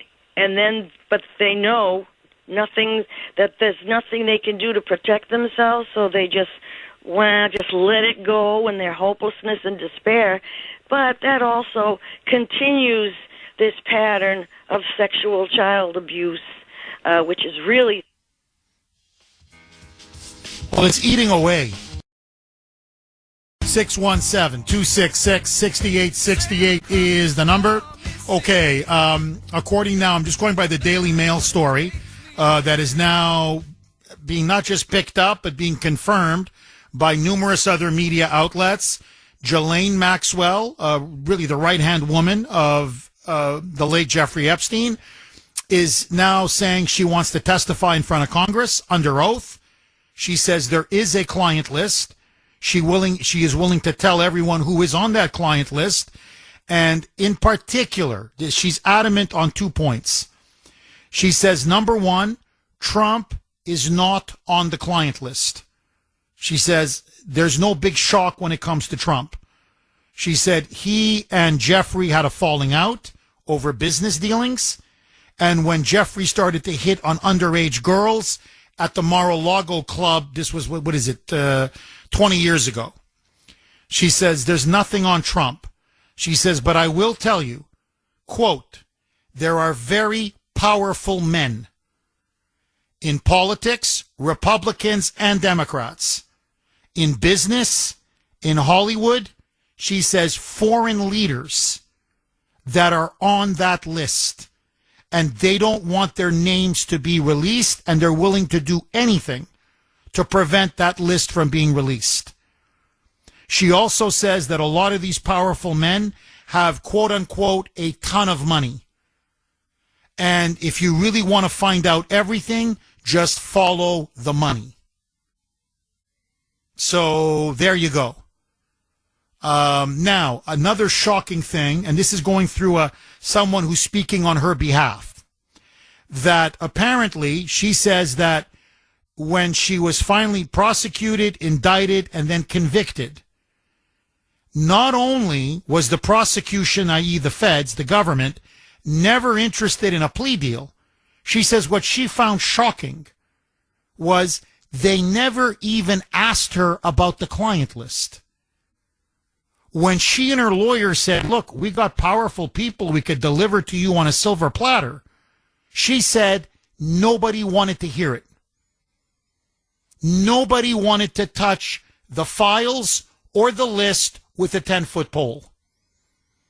Now, I'm looking at this and I'm like, maybe I've watched too many episodes of Law and Order. But doesn't it usually work? You want to work your way up the food chain? In other words, okay, if you can give me, I'm just going to throw some names.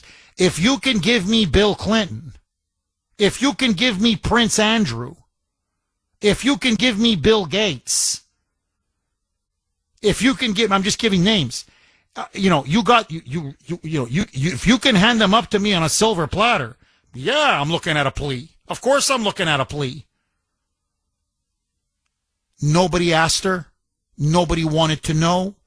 She said to this day, nobody wants to know.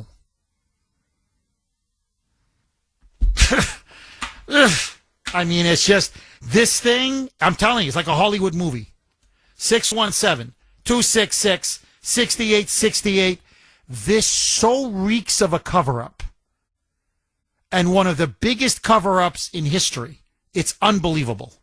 617-266-6868. John in the great state of North Carolina. Thanks for holding, John, and welcome. Morning. Hi, John. I got 2 points. I don't think that Maxwell is going to live to testify, like you were kind of implying earlier. I think he'll have a unfortunate accident, and I think they threatened Trump, either him or his family. I really do. That's all I got to say. John, okay, well, thank you for that call. Let's say he was threatened. You know, they almost killed him. Or they're threatening his wife. That's how you usually, if you really want to... Look, I'm telling you, this is how most men are built. Okay, myself included. You want to get at someone, you won't be able to break them, But if you go after their family, their wives, their children, their grandchildren, that's their Achilles heel. And so if Trump is being threatened, what should Trump do? What do you do? That's the question now. I'm very sympathetic to that, believe me. So what do you do if you're the most powerful person in the world, in theory, the leader of the free world, and this deep state is so big and so vast and so powerful and so brazen that they're threatening you, your wife, and your family? What do you do? 2 attempted assassination attempts that we know of. 1 missed by a millimeter. The hand of God saved him. What do you do? 617-266-6868. Brenda in Beverly. Thanks for holding, Brenda, and welcome. Good morning, Jeff. Hi, Brenda. I got about 18 points here. First, I'd like to come out of the gate and just repeat exactly what Trump said. I think that really just sort of punched us all in the gut. We were like, whoa, what was that all about? He said at that cabinet meeting, and I took it to be a cavalier comment. He said, and I quote, "Are you still talking about Jeffrey Epstein? Are people still talking about this guy, this creep?" That is unbelievable. That hit a chord, not only for me, but many people in MAGA. And so here we are. This is a self-inflicted wound. Perhaps they shouldn't have come out, i.e. Pam Bondi, like a peacock, like I've got this big reveal. I'm like Geraldo with the safe, and there's nothing there, okay? She should have said nothing, and we wouldn't be having this discussion. However, I think I'm glad that we are having this discussion, because what keeps going through my mind is, who the hell is on that list? I think we all know. All big, powerful people. They're perverted, elite criminals in custom-made suits, okay? They're no better than the scumbag that's low on the socioeconomic scale, okay, that is doing this evil, vile stuff to children, okay? This is going to be an albatross, and is beginning. Brenda, can you do me a favor? You're ending with this is going to be an albatross. I want you to finish your point. It's a very important point. I'm up against a hard break. Hang on. We're going to come back to Brenda. Take all of your calls. 617-266-6868 is the number. Okay, let's go right back to Brenda in Beverly. Brenda, you're saying this whole scandal is a massive self-inflicted wound that Trump is now committing upon himself and upon his presidency, that this is slowly becoming an albatross, and then we got cut off. Please pick up where you left off. Thank you, Jeff, for holding me over. Yes, this isn't becoming an albatross. This now is an albatross. Think about this, Jeff. It's I don't know if it's fascinating. Maybe it is. Who is calling him out on this? MAGA. We're calling him out on it. We are ardent. I can say for myself and most in Cooner country, I'm an ardent supporter, 3-time voter. I've been out there in the thick with my signs. I'm known as the sign lady in Beverly.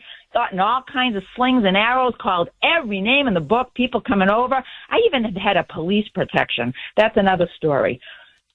If this doesn't get straightened out quick, I'm telling you, this is now, as you can see, I can see this, you can see it. This is moving in a negative direction. The libs, they're silent on this, Jeff. We're calling him out, and we have every right to call him out on this. We have every right to call him out. We can question this. Hey, listen, we put him in office. He knows who we are. We're the people that want to expose the darkness. We want to reveal truth, and we want to get justice.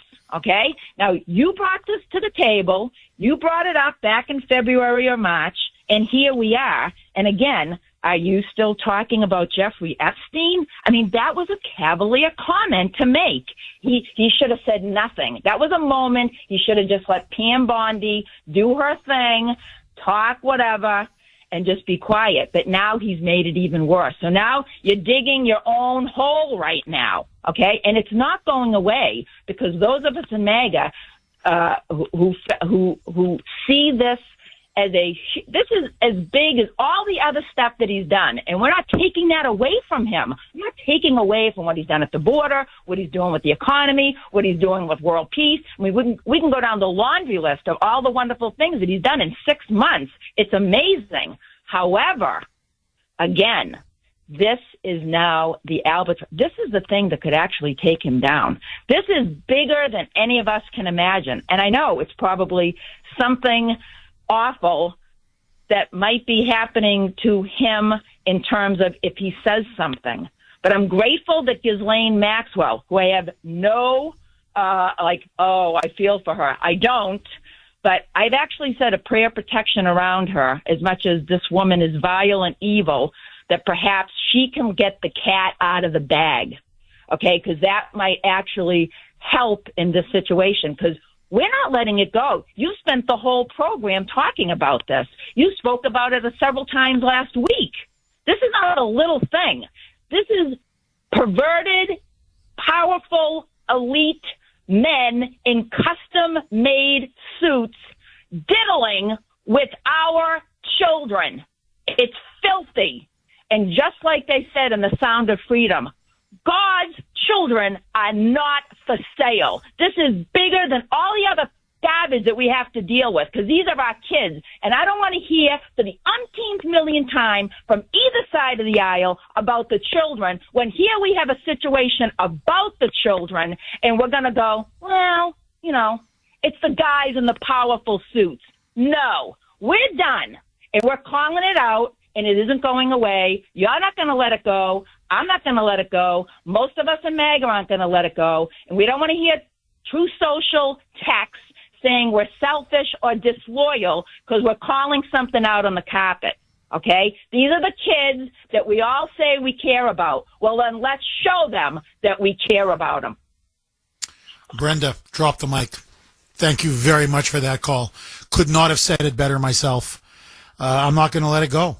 And I know many in MAGA, in fact, I think most of MAGA, we're not going to let this one go. And you nailed it. We're not denying his incredible successes.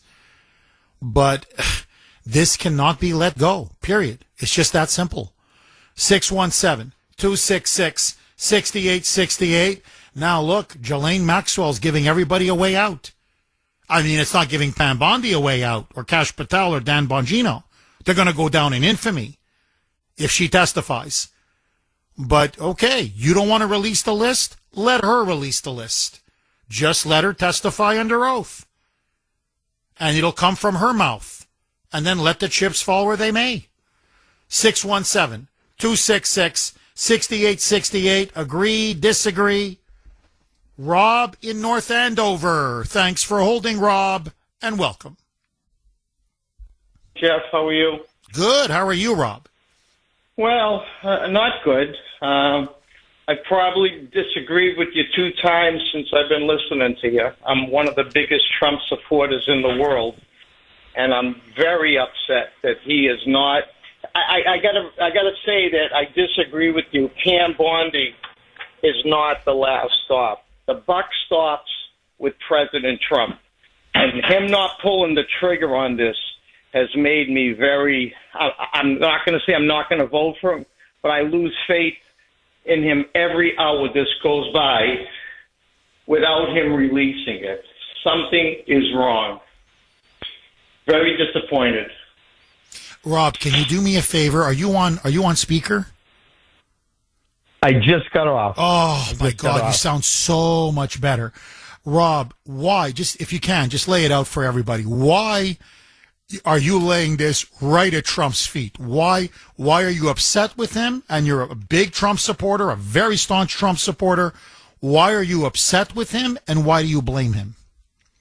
Hard to even say these words out loud, how upset, because he told us he was going to release him and get it done. And now it seems, I hate to say this, it seems like there's a cover-up that he's involved in, whether he's on the list or not, but someone's there on that list that has asked him not to, I'm not going to say money, X, Y, and Z, and he's allowing it. And it's against everything I've ever believed in him. Rob, Very powerful call. Thank you very much for that call. I know many of you feel that way. I've been getting all weekend long. Honestly, I couldn't rest this weekend. No, I'm serious. Text messages, emails on Messenger. Jeff, this is eating away at me. Just the way Rob said, I'm losing confidence. I had so much trust in him. This hurts me. You know, like, can you talk to him? Can you reach out to his people, Jeff? Tell him, stop doing this. Please, just release the files. It's like he's involved in this cover-up, Jeff. I can't believe this would ever happen to our president. So many of you are echoing exactly what Rob is saying right now. You're upset, you're angry, and you want Trump to just come clean. 617. In other words, release the files. 617-266-6868. Tom, red, white, and blue dynamite baby in New Jersey. Thanks for holding, Tom, and welcome. Jeff Cooner exposing sunlight even to the MAGA movement. That's red, white, and blue dynamite, baby. Tom, thank you. My friend, I don't think there's a bigger, stronger Trump supporter on the planet. What say you? Amen, brother. And that was our job from the beginning on the Cooner Report, to shed sunlight even on the MAGA movement. Jeff, I got a couple blockbusters here. Roger Stone was on Wise Guys last night. He told us that our good, honest friend Merrick Garland and his ilk destroyed all the evidence on Jeffrey Epstein. Okay, that's fine. But now we have the smoking gun. We must have Ghislaine Maxwell testify before Congress. Oh, Tom, I'm up against a break. Please hang on. Okay, let's go right back to Tom, red, white, and blue dynamite baby in New Jersey. Tom, as I said earlier, and I really mean this, I don't think there is a bigger Trump supporter on the planet than you. So please pick up where you left off. I know you're not happy with Pam Bondi. What do you make of this? Is Trump in trouble? And what should he do, if anything, to get out of it? Please go ahead, Tom. He has made a nice job of grabbing low-hanging fruit, but really hasn't done much of what I would call impact prosecution. Jeff, remember the phrase, we're going to Washington to drain the swamp? We don't hear that very much anymore. Just like, could you play the constitutional republic? We don't hear it, democracy. But, Jeff, I think Jeffrey Epstein was a CIA asset, and I think they're highly embarrassed that he was that, a man of such moral depravity, child sex trafficking, and they don't want to expose that. But you know what? It has to be exposed, because the phrase, Jeff, when we hear to make sure this never happens again, that's a signal to America that really nothing is going to happen. That means you've just gotten prosecutorial immunity. Well, Jeff, the smoking gun is Ghislaine Maxwell. And one more point, Trump's love affair with the CIA, which was really kind of disgusting that day he said, I love you. Obviously, there's a connection there. I think they hold his life in the palm of their hand, and there's a fear factor. Well, I'm sorry. The truth has to set us free. We need this. We have to have this. And that will make sure it never happens again, perhaps. And there should be some prosecutions, Pam Bondi. Let's go. Let's make America great again. And part of that is making it wholesome, truthful, honest, and non-corrupt, and draining the swamp. Jeff, I'd love to hear your response. Oh, now. I agree. No, I completely agree with you. I think, look, never again has to be never again.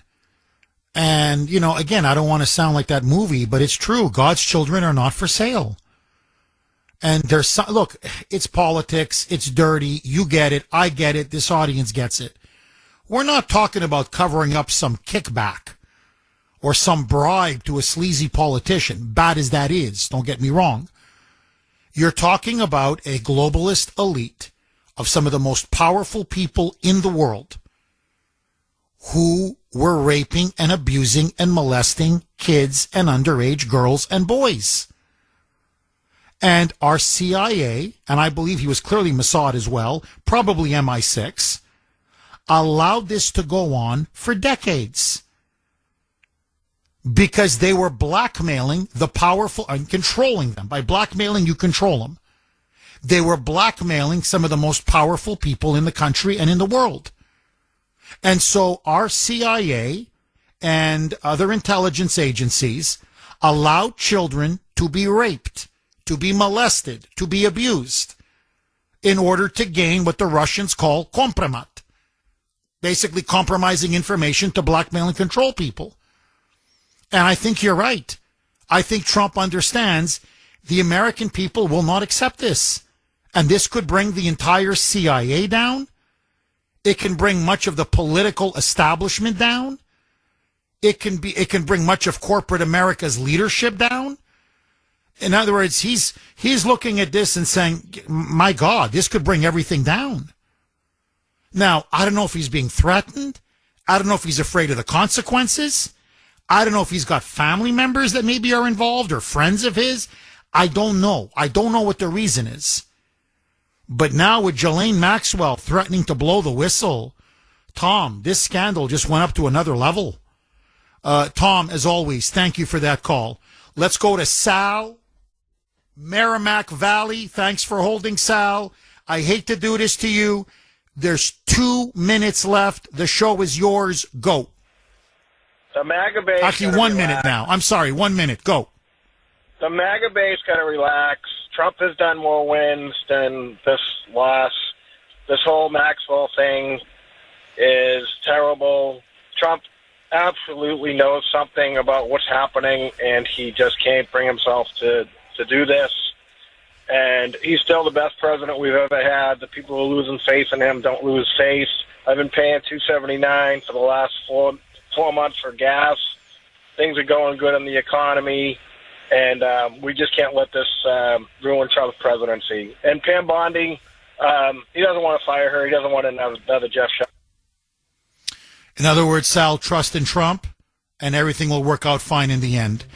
You're completely right. We've had some incredible wins.